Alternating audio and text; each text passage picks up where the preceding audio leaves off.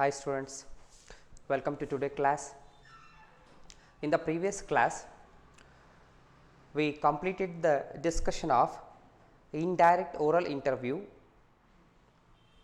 and direct personal observation. Now, let's start the discussion of information through agencies. ಇಂದಿನ ತರಗತಿಯಲ್ಲಿ ನಾವು ಏನು ಮಾಡಿದ್ವಿ, ಇಂಡೈರೆಕ್ಟ್ ಓರಲ್ ಇಂಟರ್ವ್ಯೂ ಮತ್ತು ಡೈರೆಕ್ಟ್ ಪರ್ಸನಲ್ ಅಬ್ಸರ್ವೇಷನ್ ಎರಡು ಕಾನ್ಸೆಪ್ಟ್ನ ಕಂಪ್ಲೀಟ್ ಮಾಡಿದ್ವಿ. ಹಾಗಾದರೆ ಇವತ್ತಿನ ಕ್ಲಾಸಲ್ಲಿ ಇನ್ಫಾರ್ಮೇಷನ್ ಥ್ರೂ ಏಜೆನ್ಸಿನ ನಾವು ಸ್ಟಾರ್ಟ್ ಮಾಡಬೇಕು. So all those topics belongs to methods of collection of primary data. ಇವೆಲ್ಲ ಯಾವುದಕ್ಕೆ ಸಂಬಂಧಪಟ್ಟಿರೋಂಥದ್ದು? Methods of collection of primary data. Methods of collection of primary data. Methods of collection of primary data. The collection of primary data, there are several methods are there. In that, first one is direct personal observation. We already discussed. Indirect oral interview, this also we discussed in previous class. Now another one method is information through agencies. Third one, information through agencies. Information through agencies. Primary ಡಾಟಾನ collect ಮಾಡೋದಕ್ಕೆ ಹಲವಾರು ಮೆಥಡ್ಸ್ಗಳಿದೆ. ಆ ಹಲವಾರು ಮೆಥಡ್ಸ್ಗಳಲ್ಲಿ ಒಂದು method direct personal ಅಬ್ಸರ್ವೇಷನ್ನು discuss ಮಾಡಿದ್ದೀವಿ. ಇಂಡೈರೆಕ್ಟ್ ಓರಲ್ ಇಂಟರ್ವ್ಯೂ ಅದು ಕೂಡ ಲಾಸ್ಟ್ ಕ್ಲಾಸಲ್ಲಿ ಡಿಸ್ಕಸ್ ಮಾಡಿದ್ದೀವಿ.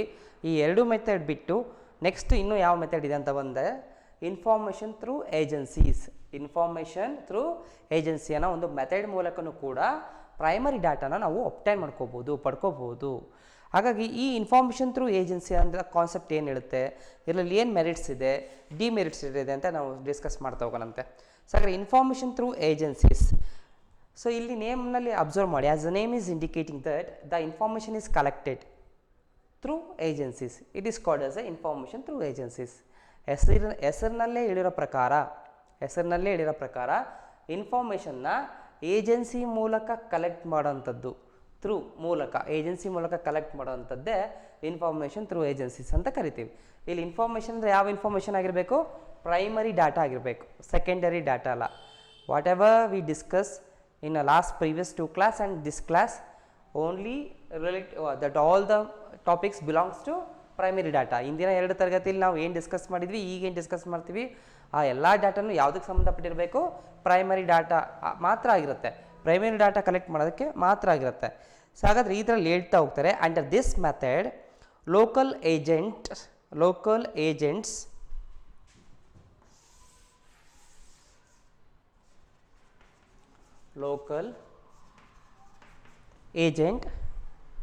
local agents are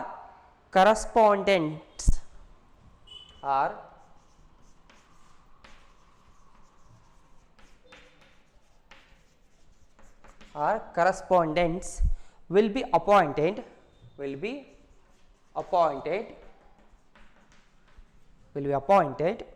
they collect the information and transmit it to the investigator. Okay, ಈ ಒಂದು ಸೆಂಟೆನ್ಸಲ್ಲಿ ಏನು ಒಂದು ಸ್ಟೇಟ್ಮೆಂಟ್ ಏನು ಹೇಳ್ತಿದ್ದಾರೆ, ಒಂದು ಇನ್ಫಾರ್ಮೇಷನ್ನ ಕಲೆಕ್ಟ್ ಮಾಡೋದಕ್ಕೋಸ್ಕರ ಲೋಕಲ್ ಏಜೆಂಟ್ಸ್ಗಳನ್ನು ಅಥವಾ ಕರಸ್ಪಾಂಡೆಂಟ್ಸ್ ಅಂತೇಳಿ ಅಪಾಯಿಂಟ್ ಮಾಡ್ಕೊಂಡಿರ್ತಾರೆ. ಈ ಅಪಾಯಿಂಟ್ ಮಾಡ್ಕೊಂಡಿರೋಂಥ ಈ ಕರಸ್ಪಾಂಡೆಂಟ್ಸ್ ಆರ್ ಲೋಕಲ್ ಏಜೆಂಟ್ಸ್ ಅವರು ಸರ್ವೆ ಮಾಡಬೇಕಾದ್ರೆ ನಮಗೆ ರಿಕ್ವೈರ್ಮೆಂಟ್ ಇರೋಂಥ ಎಲ್ಲ ಇನ್ಫಾರ್ಮೇಷನ್ಸ್ಗಳನ್ನು ನಮ್ಮ ಪರವಾಗಿ, ಮೀನ್ಸ್ ನಾನು ಒಬ್ಬ ಇನ್ವೆಸ್ಟಿಗೇಟರ್ ಆದರೆ, ಐ ಆಮ್ ಎ ಇನ್ವೆಸ್ಟಿಗೇಟರ್, ನಿಮಗೆ ಗೊತ್ತಿದೆಯಲ್ಲ ಇನ್ವೆಸ್ಟಿಗೇಟರ್ ಅಂತೇಳಿ ಯಾರು ಅಂತೇಳಿ. ಹಾಗಾದ್ರೆ ನಾನು ಇನ್ವೆಸ್ಟಿಗೇಟರ್ ಆದರೆ ಸೊ ನನಗೆ ಇನ್ಫಾರ್ಮೇಷನ್ ಬೇಕು ಅಂದಾಗ ನಾನೇನು ಮಾಡ್ತೀನಿ, ಏಜೆಂಟ್ಗಳನ್ನು ಅಥವಾ ಕರಸ್ಪಾಂಡೆಂಟ್ಸ್ಗಳನ್ನು ಅಪಾಯಿಂಟ್ ಮಾಡ್ತೀನಿ. ಹಾಗಾದ್ರೆ ನಾನು ಅಪಾಯಿಂಟ್ ಮಾಡಿ ಸೊ ಇವ್ರ ಮೂಲಕ ಥ್ರೂ ಏಜೆಂಟ್ ಮತ್ತು ಕರಸ್ಪಾಂಡೆಂಟ್ಸ್ ಯಾರಾದರೂ ಆಗಿರ್ಬೋದು ಅವ್ರ ಮೂಲಕ ಇನ್ಫಾರ್ಮೇಷನ್ನ ಕಲೆಕ್ಟ್ ಮಾಡ್ತಾ ಹೋಗ್ತೀನಿ. They may apply any method according to the intensity of the situation. They may apply any method according to the intensity of the situations. ಅಂದರೆ ನಾವೇನು ಇವ್ರಿಗೆ ಅಪಾಯಿಂಟ್ ಮಾಡಿರ್ತೀವಲ್ಲ, ಇನ್ಫಾರ್ಮೇಷನ್ ಬೇಕು ಅಂತೇಳಿ, ಲೋಕಲ್ ಏಜೆಂಟ್ಸ್ ಆರ್ ಕರೆಸ್ಪಾಂಡೆಂಟ್ಸ್ ಅಂತೇಳಿ, ಇವರು ಇನ್ಫಾರ್ಮೇಷನ್ನ ಕಲೆಕ್ಟ್ ಮಾಡಬೇಕು ಅಂತೇಳಿ ಸರ್ವೆ ಮಾಡೋಕ್ಕೆ ಫೀಲ್ಡಿಗೆ ಹೋದಾಗ ಅವ್ರಿಗೆ ರಿಕ್ವೈರ್ಮೆಂಟ್ ಇರೋಂಥ ಇನ್ಫಾರ್ಮೇಷನ್ನ ಬೇಕಾದಾಗ ಆ ಸಿಚುವೇಶನ್ ಬೇಸ್ ಮೇಲೆ ಯಾವ ಮೆಥಡ್ಗಳನ್ನಾದರೂ ಅವರು ಫಾಲೋ ಅಪ್ ಮಾಡ್ಬೋದು. ಇದೇ ಮೆಥಡ್ನೇ ಫಾಲೋ ಮಾಡಬೇಕು ಅಂತ ಏನಿಲ್ಲ, ಯಾವ ಮೆಥಡ್ ಬೇಕಾದರೂ ಅವರು ಫಾಲೋ ಅಪ್ ಮಾಡಿಕೊಂಡು ಇನ್ಫಾರ್ಮೇಷನ್ಸ್ಗಳನ್ನು ಕಲೆಕ್ಟ್ ಮಾಡ್ಬೋದು. ಅದು ಆ ಒಂದು ಸಿಚುವೇಶನ್ ಬೇಸ್ ಮೇಲೆ ಇರುತ್ತೆ ಅಂತೇಳಿ ಹೇಳ್ತಾ ಹೋಗ್ತಾರೆ. So next, agents who collect information from the informants are generally called correspondents. Once again, agents who collect the information from the informants are generally called correspondents. ಅಂದರೆ ಇಲ್ಲಿ ಕರೆಸ್ಪಾಂಡೆಂಟ್ಸ್ ಅಂದರೆ ಏನಂತ ಸ್ಪೆಸಿಫಿಕ್ಕಾಗಿ ಹೇಳ್ತಾ ಇದ್ದಾರೆ ಅಂದರೆ, ಒಂದು ಇನ್ಫಾರ್ಮೇಷನ್ನ ಕೊಡೋಕ್ಕೆ ಏನು ಇಲ್ಲಿ ಸೊಸೈಟಿಯಲ್ಲಿ, ಸಮಾಜದಲ್ಲಿ ಹಲವಾರು ಜನ ಇರ್ತಾರಲ್ಲ, ಈ ಸೊಸೈಟಿಯಲ್ಲಿ ನಾವು ಏನು ಈ ಅಪಾಯಿಂಟ್ ಮಾಡಿದ್ದೇವಲ್ಲ ಕರೆಸ್ಪಾಂಡೆಂಟ್ಸ್ ಅಂತ, ಇವರು ಪರ್ಸನ್ಸ್ಗಳು ಸೊ ಹೋಗಿ ಸೊಸೈಟಿಯಲ್ಲಿರೋಂಥ ಡಿಫ್ರೆಂಟ್ ಪರ್ಸನ್ ಹತ್ರ ನಮಗೆ ಬೇಕಾಗಿರೋಂಥ ಇನ್ಫಾರ್ಮೇಷನ್ಸ್ಗಳನ್ನು ಏನು ಕಲೆಕ್ಟ್ ಮಾಡ್ತಾರೆ. ಹಾಗಾದರೆ ಇನ್ಫಾರ್ಮೇಷನ್ನ ಕೊಡೋರು ಇನ್ಫಾರ್ಮೆಂಟ್. ಸೊ ಹಾಗಾದ್ರೆ ಇನ್ಫಾರ್ಮೆಂಟ್ ಅಂತ ಯಾರು ಇರ್ತಾರೆ, ಅವರು ಇನ್ಫಾರ್ಮೇಷನ್ಸ್ಗಳನ್ನ ಕೊಡ್ತಾ ಹೋಗ್ತಾರೆ. ಆ ಇನ್ಫಾರ್ಮೇಷನ್ನ ಇನ್ಫಾರ್ಮೆಂಟ್ ಹತ್ರ ಕಲೆಕ್ಟ್ ಮಾಡೋಂಥ ವ್ಯಕ್ತಿನೇ ಕರೆಸ್ಪಾಂಡೆಂಟ್ಸ್ ಅಂತೇಳಿ ಕರೀತಾರೆ. Who is a correspondents? Correspondents is a person appointed to collect the information from informant. Information ಕೊಡೋಂಥ ವ್ಯಕ್ತಿ ಹತ್ರ ಒಂದು ಇನ್ಫಾರ್ಮೇಷನ್ನ ಕಲೆಕ್ಟ್ ಮಾಡೋಂಥರ ಒಬ್ಬ ವ್ಯಕ್ತಿಯೇ ಕರೆಸ್ಪಾಂಡೆಂಟ್ ಅಂತ ಆಗಿರ್ತಾರೆ ಅಂತ ಹೇಳ್ತಾ ಇದ್ದಾರೆ. So this method is generally adopted in those cases where the information is to be obtained at regular interval from a wide area. So ಇಲ್ಲಿ ಹೇಳ್ತಾ ಇದ್ದಾರೆ ನೋಡಿ, ಈ ಮೆಥಡ್ ಯಾವಾಗ ಅಡಾಪ್ಟ್ ಮಾಡ್ಕೋಬೋದು, ಯಾವ ಕೇಸಸಲ್ಲಿ ಇದನ್ನು ಅಡಾಪ್ಟ್ ಮಾಡ್ಕೋಬೋದು ಅಂತ ಬಂದಾಗ, ಇದು ರೆಗ್ಯುಲರ್ ಇಂಟರ್ವಲ್. ಅಂದರೆ ನಮಗೆ ಇನ್ಫಾರ್ಮೇಷನ್ಸ್ ಬೇಕು, ನಮಗೆ ಪ್ರೈಮರಿ ಡಾಟಾ ಬೇಕು, ರೆಗ್ಯುಲರಾಗಿ ಬೇಕು, ಇವತ್ತು ಬೇಕು, ನಾಳೆ ಬೇಕು, ನಾಡಿದ್ದು ಬೇಕು, today and tomorrow, after tomorrow, this week and next week, next month and regular, day to day. So every ಡೇನೂ ನಮಗೆ ಇನ್ಫಾರ್ಮೇಷನ್ಸ್ ಬೇಕು ಅಂದಾಗ, ಸೊ ಅಂಥ ಒಂದು ಟೈಮಲ್ಲಿ direct personal observation, indirect oral interview, ನಾನು ಏನು ಪ್ರೀವಿಯಸ್ ಕ್ಲಾಸಲ್ಲಿ ಡಿಸ್ಕಸ್ ಮಾಡಿದ್ವಿ, ಆ ಮೆಥಡ್ ಸೂಟ್ ಆಗಲ್ಲ. ಈ ಥರ ಡೇ ಟು ಡೇ ಇನ್ಫಾರ್ಮೇಷನ್ಸ್ಗಳು ಬೇಕು ಅಂದರೆ, ರೆಗ್ಯುಲರ್ ಇನ್ಫಾರ್ಮೇಷನ್ ಬೇಕು ಅಂದರೆ, ಇದಕ್ಕೆ ಇನ್ಫಾರ್ಮೇಷನ್ ಥ್ರೂ ಏಜೆನ್ಸಿ ಮೆಥಡೇ ನಮಗೆ ಬೆಸ್ಟ್ ಮೆಥಡ್ ಆಗುತ್ತೆ ಅಂತೇಳಿ ಹೇಳ್ತಾ ಇದ್ದಾರೆ. ಸೊ ಓಕೆ, ಈ ಮೆಥಡ್ ಮೂಲಕ ನಾವು ಆಗಲೇ ಹೇಳಿದ್ವಿ ಯಾವ ಒಂದು ಮೆಥಡಲ್ಲಾದರೂ ಇನ್ಫಾರ್ಮೇಷನ್ನ ಕಲೆಕ್ಟ್ ಮಾಡ್ಬೋದು ಅಂತೇಳಿ. ಸೊ ಎಕ್ಸಾಂಪಲ್ ಇಲ್ಲಿ ಕೊಡೋದಾದರೆ ಇಲ್ಲಿ ಹೇಳ್ತಾರೆ, ಏನು ಹೇಳ್ತಾ ಇದ್ದಾರೆ ಅಬ್ಸರ್ವ್ ಮಾಡಿ, ನ್ಯೂಸ್ ಪೇಪರ್ ಅಂತ ಒಂದು ಎಕ್ಸಾಂಪಲ್ ಹೇಳ್ತಾರೆ. ಸೊ ಅಂದರೆ ಈ ಮೆಥಡಿಗೆ ಸೂಟ್ ಆಗೋಂಥ ಒಂದು ಎಕ್ಸಾಂಪಲ್ ಯಾವುದು, ನ್ಯೂಸ್ ಪೇಪರ್. ಈಗ ನ್ಯೂಸ್ ಪೇಪರ್ ಅಂತ ತಗೊಳ್ಳಿ. ನ್ಯೂಸ್ ಪೇಪರ್ ಅಂತ ತೊಗೊಂಡಾಗ, ನ್ಯೂಸ್ ಪೇಪರ್ ಅಂತ ಅಂದಾಗ, ಸೊ ಏನು ಇವತ್ತು ಆಗಬೇಕಿರುತ್ತೆ ಇನ್ಫಾರ್ಮೇಷನ್, ಇವತ್ತು ಒಂದು ಸಮಾಜದಲ್ಲಿ ಇನ್ನೇ ಏನಾಗಿರುತ್ತೆ, ಸೊ ಕೆಲವೊಂದು ಅಪ್ಡೇಟ್ ಇನ್ಫಾರ್ಮೇಷನ್ಸ್ಗಳು ಏನಿರುತ್ತೆ, ಪ್ರೆಸೆಂಟ್ ಇರೋವಂಥ ಎಲ್ಲ ಇನ್ಫಾರ್ಮೇಷನ್ಸ್ಗಳನ್ನು ನ್ಯೂಸ್ ಪೇಪರಲ್ಲಿ ಪಬ್ಲಿಷ್ ಮಾಡ್ತಾರೆ. ಇದಕ್ಕೆ ಪಬ್ಲಿಷ್ ಮಾಡೋದಕ್ಕೆ ಸೊ ನಾನೇ ಒಬ್ಬ ನ್ಯೂಸ್ ಪೇಪರಲ್ಲಿ ವರ್ಕ್ ಮಾಡ್ತಾ ಇದ್ದೀನಿ ಅಂದರೆ, ನಾನು ಒಬ್ಬನೇ ಮ್ಯಾನೇಜರಾಗಿ ನಾನು ಎಲ್ಲದೂ ಕೆಲಸ ಮಾಡೋದಕ್ಕಾಗಲ್ಲ. ಸೊ ನಾನೇನು ಮಾಡ್ತೀನಿ, ಹಲವಾರು ಪರ್ಸನ್ಸ್ಗಳನ್ನು ಅಪಾಯಿಂಟ್ ಮಾಡಿ, ಗ್ರೂಪ್ ಮಾಡಿ, ಅವ್ರಿಗೆ ವರ್ಕ್ನ ಅಸೈನ್ ಮಾಡಿ, ನೀನು ಈ ಏರಿಯಾಗೆ ಹೋಗು, ನೀನು ಆ ಏರಿಯಾಗೆ ಹೋಗು, ಸೊ ನೀನು ಈ ಒಂದು ಪೊಲಿಟಿಕಲ್ ಪಾರ್ಟಿ ಕಾಂಟ್ಯಾಕ್ಟ್ ಮಾಡು, ಸೊ ನೀನು ಎಜುಕೇಷನ್ ಫೀಲ್ಡಿಗೆ ಸಂಬಂಧಪಟ್ಟಿದ್ದ ಇನ್ಫಾರ್ಮೇಷನ್ ಕಲೆಕ್ಟ್ ಮಾಡು, ನೀನು ಸ್ಪೋರ್ಟ್ಸಿಗೆ ಸಂಬಂಧಪಟ್ಟಿದ್ದ ಇನ್ಫಾರ್ಮೇಷನ್ನ ಕಲೆಕ್ಟ್ ಮಾಡು ಅಂತೇಳಿ ಡಿಫ್ರೆಂಟ್ ಗ್ರೂಪ್ಸ್ಗಳನ್ನು ಮಾಡಿ, ಆ ಎಲ್ಲ ಗ್ರೂಪ್ಸಿಂದನೂ ಇನ್ಫಾರ್ಮೇಷನ್ಸ್ಗಳನ್ನು ಕಲೆಕ್ಟ್ ಮಾಡ್ತೀನಿ. ಹಾಗಾದರೆ ಆ ಎಲ್ಲ ಡಿಫ್ರೆಂಟ್ ಪರ್ಸನ್ಸ್, ನಾವು ಎಕ್ಸಾಂಪಲ್ ಈಗ ಇವರಿಗೆಲ್ಲ ಗ್ರೂಪ್ ಮಾಡಿದ್ದೀವಿ ಅಂತ ಬಂದಾಗ, ಸೊ ಇವ್ರು ಏನು ಮಾಡ್ತಾರೆ, ಅವ್ರವ್ರು ಡಿಫ್ರೆಂಟ್ ಫೀಲ್ಡಲ್ಲಿ ಬರೋವಂಥ ಎಲ್ಲ ಇನ್ಫಾರ್ಮೇಷನ್ಸ್ಗಳನ್ನು ಇವ್ರು ಕಲೆಕ್ಟ್ ಮಾಡಬೇಕು ಅಂದರೆ, ಸೊ ಈ ಪರ್ಸನ್ಸು ಯಾವ ಮೆಥಡ್ ಆದರೂ ಫಾಲೋ ಮಾಡ್ಬೋದು. ಈಗ ಎಕ್ಸಾಂಪಲ್, ಈ ಕೆಲವೊಂದು ಇನ್ಫಾರ್ಮೇಷನ್ಸ್ಗಳು ಕೇಳಿದ ಕೂಡ ಎಲ್ಲರೂ ಕರೆಕ್ಟಾಗಿ 100% ಟ್ರೂ ಇನ್ಫಾರ್ಮೇಷನ್ಸ್ಗಳನ್ನು ಸೊ ಅವರು ಹೇಳಲ್ಲ. ಅವಾಗ ಏನು ಮಾಡ್ತಾರೆ, ಸೊ ಆ ಟ್ರೂ ಇನ್ಫಾರ್ಮೇಷನ್ ಬೇಕು ಅಂದಾಗ, ಸೊ ಇಂಡೈರೆಕ್ಟಾಗಿ ಸೊ ಬೇರೆ ರೀತಿಯಾಗಿ ಕ್ವಶನ್ಸ್ಗಳನ್ನು ಕೇಳೋಕ್ಕೆ ಏನು ಮಾಡ್ಬೋದು, ನೇರವಾಗಿ ಕ್ವಶನ್ಸ್ ಕೇಳಿದೆ, ಪರೋಕ್ಷವಾಗಿ ಕ್ವಶನ್ಸ್ ಕೇಳಿ ಇಂಡೈರೆಕ್ಟಾಗಿ ಆನ್ಸರ್ಗಳನ್ನು ಪಡ್ಕೋಬೋದು. ಹೆಂಗೆ ಅಂದರೆ ಎಕ್ಸಾಂಪಲ್, ಈ ಥರ ಎಕ್ಸಾಂಪಲ್ ಕೊಡೋದಾದರೆ, ಈಗ ನಾವು ಡೈರೆಕ್ಟಾಗಿ ಹೋಗಿ ನಿಮ್ಮ ಏರಿಯಾದಲ್ಲಿರೋಂಥ ಯಾರಿದಾರಪ್ಪ ಕಾರ್ಪೊರೇಟು ಹೆಂಗೆ ವರ್ಕ್ ಮಾಡ್ತಾರೆ ಅಂದರೆ, ಎಲ್ಲರೂ ಏನು ಮಾಡ್ತಾರೆ, ಚೆನ್ನಾಗಿ ಮಾಡ್ತಾರೆ ಅಂತ ಡೈರೆಕ್ಟಾಗಿ ಹೇಳ್ತಾರೆ. ಸೊ ಅದು ನಿಜವಾಗ್ಲೂ ಕ್ಯಾಮ್ರಾ ಹಿಡ್ಕೊಂಡು ಹೋಗಿ, ಈಗ ನೀವು ಎಕ್ಸಾಂಪಲ್ ನೀವು ಇದನ್ನು ನೋಡಿ, ಟಿ ವಿ ಚಾನಲ್ಗಳಲ್ಲಿ ಡೈರೆಕ್ಟಾಗಿ ಹಿಂಗೆ ಕ್ಯಾಮ್ರಾ ಹಿಡ್ಕೊಂಡು ಹೋಗಿ ನಿಮ್ಮ ಏರಿಯಾದ ಕೌನ್ಸಿಲರು ಸೊ ಹೆಂಗೆ ವರ್ಕ್ ಮಾಡ್ತಾರೆ ಅಂತ ನಾವು ಕೇಳಿದಾಗ, ಯಾರು ಕೇಳಿದಾಗ ಅವ್ರಲ್ಲಿ ಏನು ಮಾಡ್ತಾರೆ, ಪಬ್ಲಿಕ್ಕಾಗಿರೋ ಜನ ಅವ್ರು ಮತ್ತು ಕ್ಯಾಮ್ರಾ ಮುಂದೆ ಬಂದಾಗ ಇಡೀ ಟಿ ವಿಗಳಲ್ಲಿ ಎಲ್ಲ ಗೊತ್ತಾಗುತ್ತೆ, ಅವ್ರು ಏನು ಮಾಡ್ತಾರೆ, ಚೆನ್ನಾಗಿ ಮಾಡ್ತಾರೆ ಅಂತಲೇ ಅವ್ರು ಪರವಾಗಿ ಹೇಳ್ತಾರೆ. ಹೆದರ್ಕೊಂಡು ಹೇಳ್ತಾರೋ ಅಥವಾ ಸುಮ್ಮನೆ ಅವರು ಯಾವುದೋ ಪರ್ಪಸ್ಸಿಗೆ ಹೇಳ್ತಾರೋ ಗೊತ್ತಿಲ್ಲ. ಅದನ್ನೇ ಕ್ಯಾಮ್ರಾನ ಮುಂದೆ ಬಿಟ್ಟು ಗೊತ್ತಿಲ್ದಂಗೆ ಈಗ ಗೊತ್ತಿದೆಯಲ್ಲ, ಗೊತ್ತಿಲ್ದಂಗೆ ಇಲ್ಲಿ ಸಣ್ಣ ಕ್ಯಾಮ್ರಾ ಇಟ್ಕೊಂಡು, ಪೆನ್ನಲ್ಲಿ ಕ್ಯಾಮ್ರಾ ಇಟ್ಕೊಂಡು, ಅಥವಾ ವಾಯ್ಸ್ ರೆಕಾರ್ಡ್ ಮಾಡ್ಕೊಳ್ಳೋ ಥರ ಬ್ಯಾಕ್ ಕ್ಯಾಮ್ರಾಗಳನ್ನು ಅಥವಾ ವಾಯ್ಸ್ ರೆಕಾರ್ಡ್ಗಳನ್ನು ಇಟ್ಕೊಂಡು ಹೋಗಿ ಅವನ ಹತ್ರ ಒಬ್ಬ ಸಾಮಾನ್ಯ ವ್ಯಕ್ತಿಯಾಗಿ ಇದ್ದು ಅವನ ಹತ್ರ ಹಲವಾರು ಕ್ವಶನ್ಸ್ ಕೇಳಿದಾಗ, ಏನಪ್ಪ ನಿಮ್ಮ ಏರಿಯಾ ಏನು ಇಂಪ್ರೂವ್ ಆಗುತ್ತಾ, ಹಾಗೆ ಹೆಂಗಿದೆ ನಿಮ್ಮ ಕೌನ್ಸಿಲರು, ಹೆಂಗೆ ವರ್ಕ್ ಮಾಡ್ತಾರೆ ನಿಮ್ಮ ಏರಿಯಾದವರು ಹೆಡ್ ಅಂತೆಲ್ಲ ಕೇಳಿದಾಗ, ಏನು ಬಿಡೋಣ, ಹಂಗೆ ಮಾಡ್ತೀನಿ ಅಂದರು ಹಿಂಗೆ ಮಾಡ್ತೀನಿ ಅಂದರು ಮಾಡ್ತಾನೆ ಇಲ್ಲ, ಹೌದಾ ಆಯ್ತು ಬಿಡು ಏನು ಮಾಡೋಕ್ಕಾಗಲ್ಲ ಅಂತೇಳಿ ಈ ಥರ ಮಾತುಗಳು ಸ್ಟಾರ್ಟ್ ಆಗ್ತಾ ಹೋಗುತ್ತೆ. ಅಲ್ಲಿ ರಿಯಾಲಿಟಿ ಅಲ್ಲಿ ಏನಾಗಿರುತ್ತೆ, ಟ್ರೂ ಇನ್ಫಾರ್ಮೇಷನ್ಸ್ ಏನಿರುತ್ತೆ ನಾವು ಈ ರೀತಿಯಾಗಿ ಒಬ್ಟೈನ್ ಮಾಡ್ಬೋದು. ಸೊ ಹಾಗಾಗಿ ಇದೊಂದು ಜಸ್ಟ್ ಒಂದು ಒಂದು ಎಕ್ಸಾಂಪಲ್ ಅಷ್ಟೇ. ಇದು ಹೆಂಗೆ ಒಂದು ಮೆಥಡ್ಗಳನ್ನು ಅವ್ರು ಅಡಾಪ್ಟ್ ಮಾಡ್ಕೋಬೋದು ಅಂತ. ಅಂದರೆ ಈ ಥರ ಡಿಫ್ರೆಂಟ್ ಏಜೆಂಟ್ಗಳನ್ನು ನಾವು ಏನು ಮಾಡಿದ್ದೀವಿ, ಕರೆಸ್ಪಾಂಡೆಂಟ್ಸ್ ಅಂತ ಏನು ಮಾಡಿರ್ತೀವಿ, ಇವ್ರು ಇನ್ಫಾರ್ಮೇಷನ್ನ ಕಲೆಕ್ಟ್ ಮಾಡಬೇಕಾದ್ರೆ ಯಾವ ಮೆಥಡ್ ಆದರೂ ಫಾಲೋ ಮಾಡ್ಬೋದು. ಕ್ವಶನರಿ ಅಲ್ಲಿ ಫಿಲ್ ಮಾಡಿಸ್ಲಿ, ಬೇರೆ ಏನಾದರೂ ಓರಲ್ಲಾಗಿ ಕೇಳಿ, ನೇರವಾಗಿ ಕೇಳಿ, ಅವನು ಇನ್ಫಾರ್ಮೇಷನ್ ಬೇರೆ ಹತ್ರ ತಗೊಳ್ಳಿ, ಹೆಂಗಾರ ಮಾಡಲಿ. ಎಕ್ಸ್ಪೆಷಲಿ ಈ ಒಂದು ಎಲ್ಲ ಮೆಥಡು ಒಂದು ರೆಗ್ಯುಲರ್ ಇನ್ಫಾರ್ಮೇಷನ್ನ ಕಲೆಕ್ಟ್ ಮಾಡೋದಕ್ಕೆ ಯೂಸ್ ಆಗುತ್ತೆ ಅಂತ ಬಂದಾಗ, ಬೆಸ್ಟ್ ಎಕ್ಸಾಂಪಲ್ ನ್ಯೂಸ್ ಪೇಪರ್ ತೊಗೊಂಡ್ರೆ ಅದು ಬೆಸ್ಟ್ ಎಕ್ಸಾಂಪಲ್ ಆಗುತ್ತೆ. ಟಿ ವಿ ಚಾನಲ್ಗಳು ತೊಗೋಬೋದು. ನೀವು ದಿನ ನ್ಯೂಸ್ಗಳನ್ನ ನಾವು ನೋಡ್ತಾ ಇರ್ತೀವಿ. ಸೊ ನಿನ್ನೆಗೆ ಎಷ್ಟು ಕೇಸ್ ಇತ್ತು, ಕೋವಿಡ್ ಕೇಸು, ಇವತ್ತಿಗೆ ಎಷ್ಟಿದೆ, ಸೊ ಇದರಲ್ಲಿ ಎಷ್ಟು ಡೆತ್ ಆಗಿದ್ದಾರೆ, ಎಷ್ಟು ಡಿಸ್ಚಾರ್ಜ್ ಆಗಿದೆ ಅಂತ ಅಪ್ಡೇಟ್ ಎಲ್ಲ ಇನ್ಫಾರ್ಮೇಷನ್ಸ್ಗಳು ಪ್ರೆಸೆಂಟಿಂದ ಏನು ಮಾಡ್ತಾ ಹೋಗ್ತಾರೆ, ಪಬ್ಲಿಕ್ ಮಾಡ್ತಾ ಹೋಗ್ತಾರೆ. ಸೊ ಎಲ್ರಿಗೂ ನಮಗೆ ನ್ಯೂಸಲ್ಲಿ ತೋರಿಸ್ತಾ ಹೋಗ್ತಾರೆ. ಇದನ್ನೆಲ್ಲ ಬೇಕಂದರೆ ಸೊ ಅದಕ್ಕೆ ಸೂಟ್ ಆಗೋಂಥ ಒಂದು ಪ್ರೈಮರಿ ಡಾಟಾ ಕಲೆಕ್ಟ್ ಮಾಡೋಕ್ಕೆ ಮೆಥಡ್ ಯಾವುದು, ಇನ್ಫಾರ್ಮೇಷನ್ ಥ್ರೂ ಏಜೆನ್ಸೀಸ್ ಅಂತೇಳಿ ಕರಿತೀವಿ. ಅದನ್ನೇ ಇಲ್ಲಿ ಹೇಳಿರೋದು. ಈ case, this case where the information is to be obtained at regular ಆಗಿರಬೇಕು ಫ್ರಮ್ ಎ ವೈಡ್ ಏರಿಯಾ. ಭಾಳ ವೈಡ್ ಏರಿಯಾ ಅಂತ ಅಂದರೆ ಏನು, ಸ್ಮಾಲ್ ಏರಿಯಾ ಅಲ್ಲ. ವೈಡ್ ಅಂದರೆ ಎಲ್ಲ ಕಡೆ ಇನ್ಫಾರ್ಮೇಷನ್ನ ಕಲೆಕ್ಟ್ ಮಾಡೋದಿರುತ್ತೆ. ಬರೀ ಒಂದೇ ಸ್ಥಳದಲ್ಲಿ ಇರಲ್ಲ, ಬೇರೆ ಬೇರೆ ಡಿಫ್ರೆಂಟ್ ಪ್ಲೇಸ್ಗಳಲ್ಲಿ ಹೋಗಿ ಇನ್ಫಾರ್ಮೇಷನ್ಸ್ಗಳನ್ನು ನಾವು ಪಡ್ಕೋಬೇಕಾಗುತ್ತೆ. ಸೊ ಈ ಥರ ಒಂದು ಭಾಳ ಪ್ಲೇಸ್ಗಳಲ್ಲಿ, ಭಾಳ ಒಂದು ಡಿಫ್ರೆಂಟ್ ಏರಿಯಾಗಳಲ್ಲಿ, ಸೊ ಒಂದು ಸ್ಟೇಟ್ ಆಗಿರ್ಬೋದು, ನೇಷನ್ ಆಗಿರ್ಬೋದು, ವರ್ಲ್ಡ್ ಆಗಿರ್ಬೋದು, ಎಲ್ಲ ಕಡೆನೂ ನಮಗೆ ಬೇಕಾಗಿರೋ ಇನ್ಫಾರ್ಮೇಷನ್ನ ಎಂಟೈರ್ ಕವರ್ ಮಾಡಿಕೊಂಡು ಲಾಸ್ಟ್ ಲೆವೆಲಲ್ಲಿ ನಾವು ಮಾಡೋದಕ್ಕೆ ಸೂಟ್ ಆಗೋಂಥ ಒಂದು ಮೆಥಡ್ ಆಗಿರುತ್ತೆ ಇದು ಅಂತೇಳಿ ಹೇಳ್ತಾರೆ. News paper are the examples of collection of information through agencies. News paper ಕೂಡ ಇದಕ್ಕೆ ಒಂದು ಎಕ್ಸಾಂಪಲ್ ಆಗುತ್ತೆ ಅಂತ ಹೇಳಿದ್ದಾರೆ. ಇದಿಷ್ಟು ಇನ್ಫಾರ್ಮೇಷನ್ ಥ್ರೂ ಏಜೆನ್ಸೀಸ್ ಅಂತೇಳಿ ಎಕ್ಸ್ಪ್ಲನೇಷನ್ ನಾವು ಹೇಳ್ತಾ ಹೋಗ್ಬೋದು. ಇದರಲ್ಲಿ ಏನು ಮೆರಿಟ್ಸ್ ಇದೆ, ಇದರಲ್ಲಿ ಏನು ಡಿಮೆರಿಟ್ಸ್ ಇದೆ ಅಂತೇಳಿ ಡಿಸ್ಕಸ್ ಮಾಡ್ತಾ ಹೋಗೋಣ. ಹಾಗಾದ್ರೆ ಇದರಲ್ಲಿ ನಂಬರ್ ಮೆರಿಟ್ಸ್, ಫಸ್ಟ್ ಟಾಪಿಕ್ ಯಾವುದು, ಇದರಲ್ಲಿ ಮೆರಿಟ್ಸ್ ಟಾಪಿಕ್ನ ನಾವು ಡಿಸ್ಕಸ್ ಮಾಡೋಣ.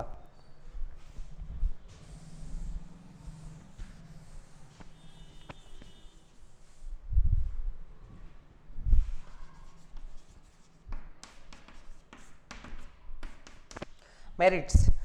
ಸೊ ಏನು ಮೆರಿಟ್ಸ್, ಅಡ್ವಾಂಟೇಜಸ್, ಏನು ಅಡ್ವಾಂಟೇಜಸ್ ಆಗುತ್ತೆ ಈ ಮೆಥಡಿಂದ ಅಂತೇಳಿ ಬರೋದಾದರೆ, this method is very cheap and economical. This method is very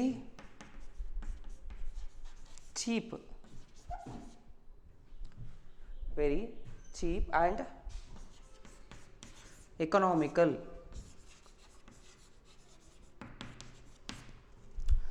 Merits number 1, this method is very cheap and economical. ಈ ಮೆಥಡ್ನ ನಾವು ಫಾಲೋ ಅಪ್ ಮಾಡೋದ್ರಿಂದ, ಪ್ರೈಮರಿ ಡಾಟಾನ ಕಲೆಕ್ಟ್ ಮಾಡೋದ್ರಿಂದ ಈ ಮೆಥಡಿಂದ ನಮಗೆ ಭಾಳ ವೆರಿ ಚೀಪ್ ಆಗುತ್ತೆ.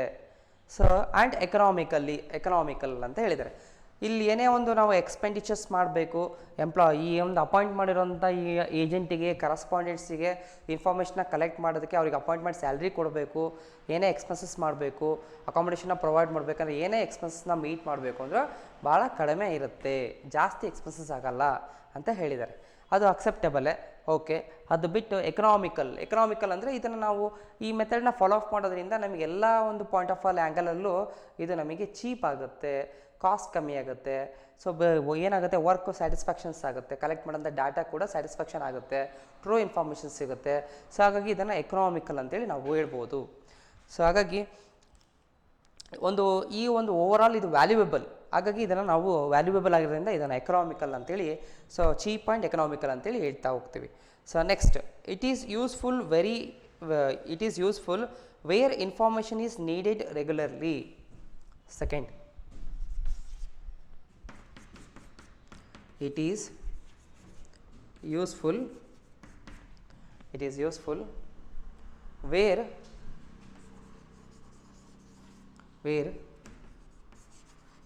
information is needed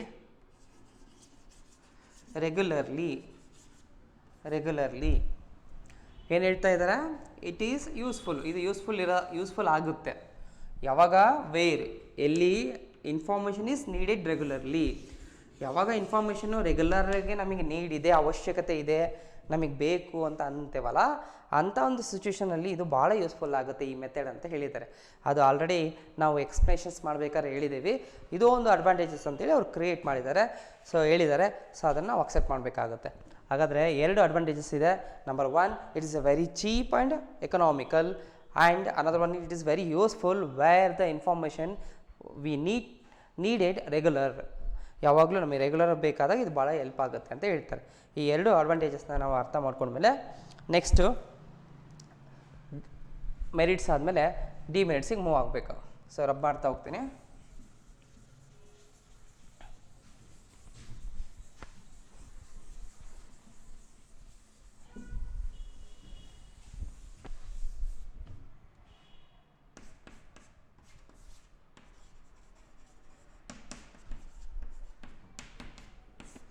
demerits. ಹಾಗಾದರೆ ಈ ಮೆಥಡಿಂದ ಆಗುವಂಥ ಡಿಮೆರಿಟ್ಸ್ ಯಾವುದು? ನಂಬರ್ 1, ಈ ಮೆಥಡಿಂದ ಆಗುವಂತಹ ಯೂಸ್ಫುಲ್ ಆಗ್ತಾಯಿಲ್ಲ. ಈ ಮೆಥಡ್ನ ಯೂಸ್ ಮಾಡಿ ಅಷ್ಟೊಂದು ಯೂಸ್ಫುಲ್ ಆಗ್ತಾಯಿಲ್ಲ. ಹಾಗಾದರೆ ಈ ಯೂಸ್ಫುಲ್ ಆಗದೇ ಇರೋಂಥದ್ದು ಯಾವ ವಿಚಾರದಲ್ಲಿ, ಇದನ್ನು ಯಾವ ಪಾಯಿಂಟಲ್ಲಿ ನಾವು ಇದನ್ನು ಯೂಸ್ಫುಲ್ ಆಗ್ತಾಯಿಲ್ಲ, ಡಿಮೆರಿಟ್ಸ್ ಅಂತ ಕರಿಬೇಕು, ಡಿಸ್ಅಡ್ವಾಂಟೇಜಸ್ ಅಂತ ಕರಿಬೇಕು. Number 1, the information may be biased. Number 1, the information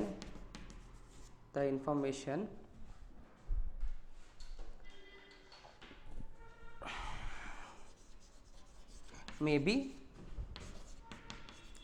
biased. Number 1, the informations ಏನಿದೆ ಮೇ ಬಿ ಬಯಾಸ್ಡ್, ಇನ್ಫಾರ್ಮೇಷನ್ ಏನಾಗ್ಬೋದು, ಬಯಾಸ್ಡ್ ಆಗ್ಬೋದು ಅಂತ ಹೇಳಿದ್ದಾರೆ. ಸೊ ಇದು ಫ್ರೀ ಫ್ರಮ್ ಬಯಾಸ್ ಅಲ್ಲ, ಬಯಾಸ್ಡ್ ಆಗ್ಬೋದು. ಬಯಾಸ್ ಅನ್ನೋ ವರ್ಡಿನ ನಾವು ಮೀನಿಂಗ್ನ ಆಲ್ರೆಡಿ ಒಂದು 2-3 ಟೈಮ್ಸ್ನ ಎಕ್ಸ್ಪ್ಲೇನ್ ಮಾಡಿದ್ದೀನಿ. ನಾವು ಎಕ್ಸ್ಪೆಕ್ಟ್ ಮಾಡೋಂಥ ಇನ್ಫಾರ್ಮೇಷನ್, ಟ್ರೂ ಇನ್ಫಾರ್ಮೇಷನ್ಸು ಏನು ನಾವು ಎಕ್ಸ್ಪೆಕ್ಟ್ ಮಾಡ್ತೀವಿ ಸಿಗುತ್ತೆ ಅನ್ನೋದಕ್ಕೆ ಎಕ್ಸ್ಪೆಕ್ಟ್ ಮಾಡೋದಕ್ಕಾಗಲ್ಲ. ಸೊ ಇನ್ಫಾರ್ಮೇಷನ್ಸ್ಗಳು ಏನಾಗ್ಬೋದು, ವೇರಿಯೇಷನ್ಸ್ ಆಗ್ಬೋದು, ಫ್ಲಕ್ಚುಯೇಷನ್ ಆಗ್ಬೋದು. ಹಾಗಾಗಿ ಇದನ್ನು ನಾವು ಬಯಾಸ್ಡ್ ಅಂತೇಳಿ ಕರಿತೀವಿ. ಇದು ಡಿಸ್ಅಡ್ವಾಂಟೇಜಸ್ ಆಗುತ್ತೆ. ಮೇ ಬಿ ಆಗ್ಬೋದು ಅಂತ ಹೇಳಿದ್ದಾರೆ, ಆಗುತ್ತೇನೋ ಗ್ಯಾರಂಟಿ ಇಲ್ಲ, ಆಗುವಂಥ ಚಾನ್ಸಸ್ ಇದರಲ್ಲಿ ಇರುತ್ತೆ ಅಂತೇಳಿ ನಾವು ನೋಡ್ತಾ ಹೋಗ್ತೀವಿ. ಅಂದರೆ ಈ ಎಕ್ಸಾಂಪಲ್ ನಿಮಗೆ ಇದಕ್ಕೆ ಹೇಳೋದಾದರೆ ನ್ಯೂಸ್ ತೊಗೊಳ್ಳಿ. ನ್ಯೂಸ್ಗಳಲ್ಲಿ ನಾವು ಎಷ್ಟೋ ಇನ್ಫಾರ್ಮೇಷನ್ಸ್ಗಳನ್ನ ನೋಡ್ತಾನೆ ಇರ್ತೀವಿ. ನ್ಯೂಸ್ಗಳಲ್ಲಿ ಎಷ್ಟೋ ಇನ್ಫಾರ್ಮೇಷನ್ ಅವರು ಟಿ ವಿಯಲ್ಲಿ ಒಂದು ಹೇಳ್ಬೇಕಾದ್ರೆ, ತೋರಿಸ್ಬೇಕಾದ್ರೆ ಎಲ್ಲದೂ 100% ಕರೆಕ್ಟ್ ಇರೋಲ್ಲ, ಕೆಲವೊಂದು ಸುಳ್ಳು ಆಗ್ಬೋದು. ಇವತ್ತು ಒಂದು ಟಿ ವಿಯಲ್ಲಿ 90 ಕೇಸ್ ಆಗಿದೆ ಅಂತ ತೋರಿಸಿರ್ತಾರೆ, ಇನ್ನೊಂದು ಟಿ ವಿಯಲ್ಲಿ 95 ಅಂತ ಹೇಳಿರ್ತಾರೆ. ನಮ್ಮದು ಇವಾಗ ಕರೆಕ್ಟು ಇನ್ಫಾರ್ಮೇಷನ್ ನಮ್ಮ ಈ ಟಿ ವಿಯಿಂದ ನಾವು ತೋರಿಸ್ತಾ ಇದ್ದೀವಿ, ಇದು ಯಾವ ಟಿ ವಿಯಲ್ಲೂ ತೋರಿಸ್ತಾ ಇಲ್ಲ, ನಮ್ಮ ಸ್ಪೆಷಲ್ ಟಿ ವಿ ಹಾಗೆ ಅಂತೇಳಿ ಇನ್ಫಾರ್ಮೇಷನ್ ಇಲ್ಲಿ ಹೇಳ್ತಾ ಇರ್ತಾರೆ. ಅದೇ ಇನ್ಫಾರ್ಮೇಷನ್ ಬೇರೆ ಟಿ ವಿಯಲ್ಲಿ ಅರ್ಧ ಗಂಟೆ ಹೆಚ್ಚು ಕಮ್ಮಿ ನೋಡಿದಾಗ ಚೇಂಜಸ್ ಆಗ್ತಾ ಇರುತ್ತೆ. ಹಾಗಾಗಿ ಇಲ್ಲಿ ಎಕ್ಸಾಕ್ಟ್ ಯಾವುದು ಇನ್ಫಾರ್ಮೇಷನ್ ಹೆಂಗೆ ಬಯಾಸ್, ಫ್ರೀ ಫ್ರಮ್ ಬಯಾಸ್ ಇರಲ್ಲ, ಹಾಗಾಗಿ ಬಯಾಸ್ ಆಗಿರುತ್ತೆ ಅಂತೇಳಿ ಹೇಳ್ಬೋದು. ಇದು best example. Next, it is difficult to maintain the degree of accuracy and uniformity. Second one, it is difficult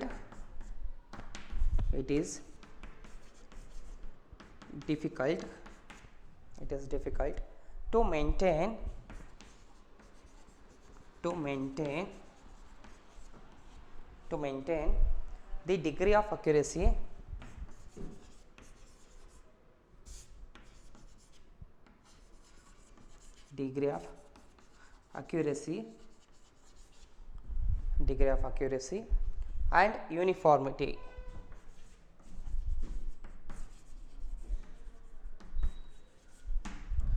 it is difficult, ಇಲ್ಲಿ ಡಿಫಿಕಲ್ಟ್ ಆಗುತ್ತೆ. ಯಾವುದಕ್ಕೋಸ್ಕರ ಡಿಫಿಕಲ್ಟ್ ಆಗುತ್ತೆ? To maintain the degree of accuracy and uniformity. ಇಲ್ಲಿ ಒಂದು accuracy, ಯೂನಿಫಾರ್ಮಿಟಿನ ಒಂದು ಇನ್ಫಾರ್ಮೇಷನ್ಸ್ಗಳನ್ನು maintain ಮಾಡೋದು difficult ಆಗುತ್ತೆ ಅಂತ ಹೇಳ್ತಿದ್ದಾರೆ. ಆಬ್ವಿಯಸ್ಲಿ ಆಗಲೇ ಎಕ್ಸಾಂಪಲ್ ತೊಗೊಂಡಾಗ ನಾವು ಹೇಳಿದ್ವಲ್ವಾ, ಸೊ ಇನ್ಫಾರ್ಮೇಷನ್ಸ್ಗಳು ಏನಾಗುತ್ತೆ, ಫ್ಲಕ್ಚುಯೇಷನ್ಸ್ ಆಗ್ತಾ ಇರುತ್ತೆ. ಒಂದು ಟ್ರೂನೆಸ್ ಇದೆ ಅಂತೇಳಿ 100% ನಾವು ಗ್ಯಾರಂಟಿಯಾಗಿ ಬಿಲೀವ್ ಮಾಡೋದಕ್ಕಾಗಲ್ಲ. ಹಾಗಾಗಿ ಕೆಲವೊಂದು ಇನ್ಫಾರ್ಮೇಷನ್ಸ್ಗಳನ್ನು, ಆ ಒಂದು ಅಕ್ಯುರೇಸಿನ, ಒಂದು ಅದರ ಸತ್ಯತೆ ಇದೆ, ಅದು ನಾವು ನಂಬೋದು, ಬಿಲೀವ್ ಮಾಡ್ಬೋದು ಅನ್ನೋ ಒಂದು ಡಿಗ್ರಿ ಅಂತ ಏನು ಲೆವೆಲ್ ಇರುತ್ತಲ್ಲ, ಅದನ್ನು ನಾವು ಇಲ್ಲಿ ಡಿಫಿಕಲ್ಟ್ ಆಗುತ್ತೆ ಎಕ್ಸಾಕ್ಟ್ ಹೇಳೋದು. ಆಗ ಮೇಂಟೈನ್ ಮಾಡೋದಕ್ಕಾಗಲ್ಲ. ಯೂನಿಫಾರ್ಮಿಟಿ ಒಂದೇ ಥರ ಯೂನಿಫಾರ್ಮ್ ಆಗಿರುತ್ತೆ ಅಂತ ನಾವು 100% ಕೊಡೋದಕ್ಕಾಗಲ್ಲ. ಸೊ ಅಂತೇಳಿ ಇಲ್ಲಿ ಹೇಳಿದ್ದಾರೆ, ಇದು ಅಕ್ಸೆಪ್ಟೇಬಲ್. ಟಿ ವಿಗೆಲ್ಲ ಎಕ್ಸಾಂಪಲ್ ನಿಮಗೆ ಟಿ ವಿಗೆ ಹೇಳೋದೆಲ್ಲ ನಂಬೋಕ್ಕಾಗತ್ತಾ? ಟಿ ವಿಗೆ ಹೇಳೋದು ಸುಳ್ಳು ಆಗ್ಬೋದು, ನಿಜನೇ ಆಗ್ಬೋದು. 90% ನಿಜನೇ ಇರುತ್ತೆ. ಅದರಲ್ಲೂ ಕೆಲವು ಸಿಚುವೇಶನ್ ನೋಡ್ತೀವಲ್ವಾ, 10% 5% ಏನಾಗುತ್ತೆ, ವೇರಿಯೇಷನ್ಸ್ ಆಗ್ತಾ ಇರುತ್ತೆ. ಸೊ ಹಾಗಾಗಿ ಇಲ್ಲಿ ಅಕ್ಯುರೇಟ್ ಲೆವೆಲ್ನ ನಾವು ಹೇಳೋಕ್ಕಾಗಲ್ಲ. ಒಂದು ಕರೆಕ್ಟಾಗಿದೆ, ಇದರಲ್ಲಿ ಸತ್ಯ ಇದೆ, ಟಿ ವಿಗೆ ತೋರಿಸೋದಿಲ್ಲ, ನ್ಯೂಸ್ ಪೇಪರ್ ಬರೋದಿಲ್ಲ ಅಂತ 100% ಸತ್ಯ ಇದೆ ಅಂತ ನಾವು ನಂಬೋದಕ್ಕಾಗಲ್ಲ. ಒಂದು 5 to 10% ವೇರಿಯೇಷನ್ಸ್ ಆಗ್ತಾ ಇರುತ್ತೆ ಅಂಥೇಳಿ ಇಲ್ಲಿ ಯೂನಿಫಾರ್ಮಿಟಿ ಮೇಂಟೈನ್ ಮಾಡೋದಕ್ಕೆ ಕಷ್ಟ ಆಗುತ್ತೆ ಅಂತೇಳಿ ಹೇಳ್ತಾ ಇದ್ದಾರೆ. ಇದು 100% ರೈಟ್ ಆಗುತ್ತೆ. ಹಾಗಾಗಿ ಇದನ್ನು second one, it is difficult to maintain the degree of accuracy and uniformity. ಹಾಗಾದ್ರೆ there are 2 demerits discussed in information through agencies. ಹಾಗಾದರೆ ಇನ್ಫಾರ್ಮೇಷನ್ ಥ್ರೂ ಏಜೆನ್ಸೀಸ್ ಅಂತೇಳಿ ಬಂದಾಗ ಏನು ಹೇಳ್ಬೋದು, ಇನ್ಫಾರ್ಮೇಷನ್ಸ್ಗಳನ್ನು ಒಂದು ಏಜೆನ್ಸಿ ಮೂಲಕ ಕಲೆಕ್ಟ್ ಮಾಡಬೇಕು. ಹಾಗಾದರೆ ಇಲ್ಲಿ ಒಬ್ಬ ಇನ್ಫಾರ್ಮೆಂಟ್ ಅನ್ನೋ ಪರ್ಸನ್ನು ಇನ್ವೆಸ್ಟಿಗೇಟರ್ ಒಬ್ಬ ಪರ್ಸನ್ ಅಂತ ಏನಿರ್ತಾನೆ, ಆ ಇನ್ವೆಸ್ಟಿಗೇಟರು ಸೊ ಡಿಫ್ರೆಂಟ್ ಗ್ರೂಪ್ಸ್ಗಳನ್ನು ಅಂದರೆ ಏಜೆಂಟ್ ಕರಸ್ಪಾಂಡೆಂಟ್ಸ್ಗಳನ್ನು ಅಪಾಯಿಂಟ್ ಮಾಡಿ ಅವರ ಮೂಲಕ ಅವರ ಮೂಲಕ ಒಂದು ಪ್ರೈಮರಿ ಡಾಟಾನ ಕಲೆಕ್ಟ್ ಮಾಡ್ತಾರೆ. ಆ ಡಾಟಾ ಕಲೆಕ್ಟ್ ಮಾಡಿ ಇವ್ರು ಏನು ಮಾಡ್ತಾರೆ, ಅವರಿಂದ ಏನು ಮಾಡ್ತಾರೆ, ಇನ್ವೆಸ್ಟಿಗೇಟರು ಅವ್ರ ಮೂಲಕ ಕಲೆಕ್ಟ್ ಮಾಡ್ಕೊತಾರೆ. ಸೊ ಈ ಒಂದು ಕಲೆಕ್ಷನ್ ಪ್ರೋಸೆಸ್ಸು ರೆಗ್ಯುಲರ್ ಆಗಿರೋಂಥ ಒಂದು ಕಾನ್ಸೆಪ್ಟಿಗೆ ಯೂಸ್ಫುಲ್ ಆಗುತ್ತೆ. ಎಕ್ಸಾಂಪಲ್ ಯಾವುದು, ನ್ಯೂಸ್ ಪೇಪರ್ ಅಂತ ಹೇಳಿದ್ದೀವಿ. ಸೊ ಇದಿಷ್ಟು ಇದರಲ್ಲಿ ಎಕ್ಸ್ಪ್ಲನೇಷನ್ ನೋಡಿದ್ವಿ, ಮೆರಿಟ್ಸ್ ಡಿಮೆರಿಟ್ಸ್ನ ನಾವು ಡಿಸ್ಕಸ್ ಮಾಡಿದ್ವಿ. ಸೊ ಹಾಗಾದ್ರೆ ಈ ಮೆಥಡ್ ಇಲ್ಲಿಗೆ ಕಂಪ್ಲೀಟ್ ಆಗುತ್ತೆ. ಇದಾದಮೇಲೆ ನೆಕ್ಸ್ಟ್ ಮೆಥಡಿಗೆ move ಹೋಗೋಣಂತೆ.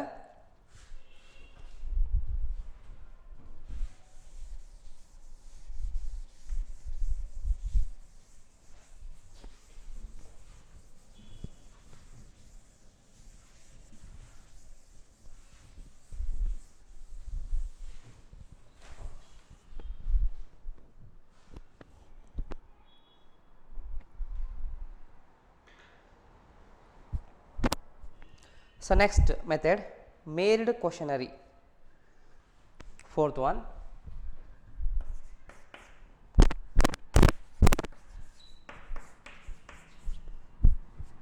Merid questionnaire.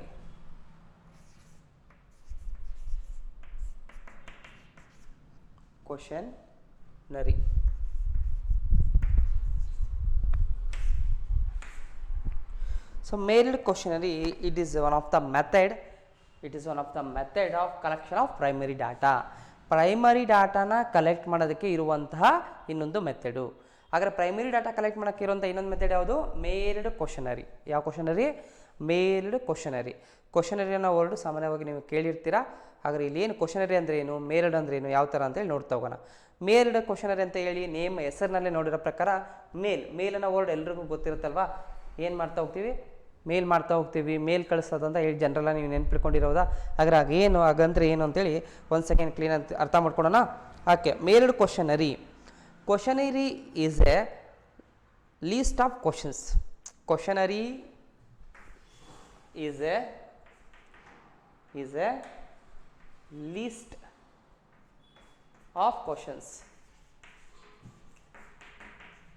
of questions where the answers are filled by the informants and these answers are the required information for the investigation.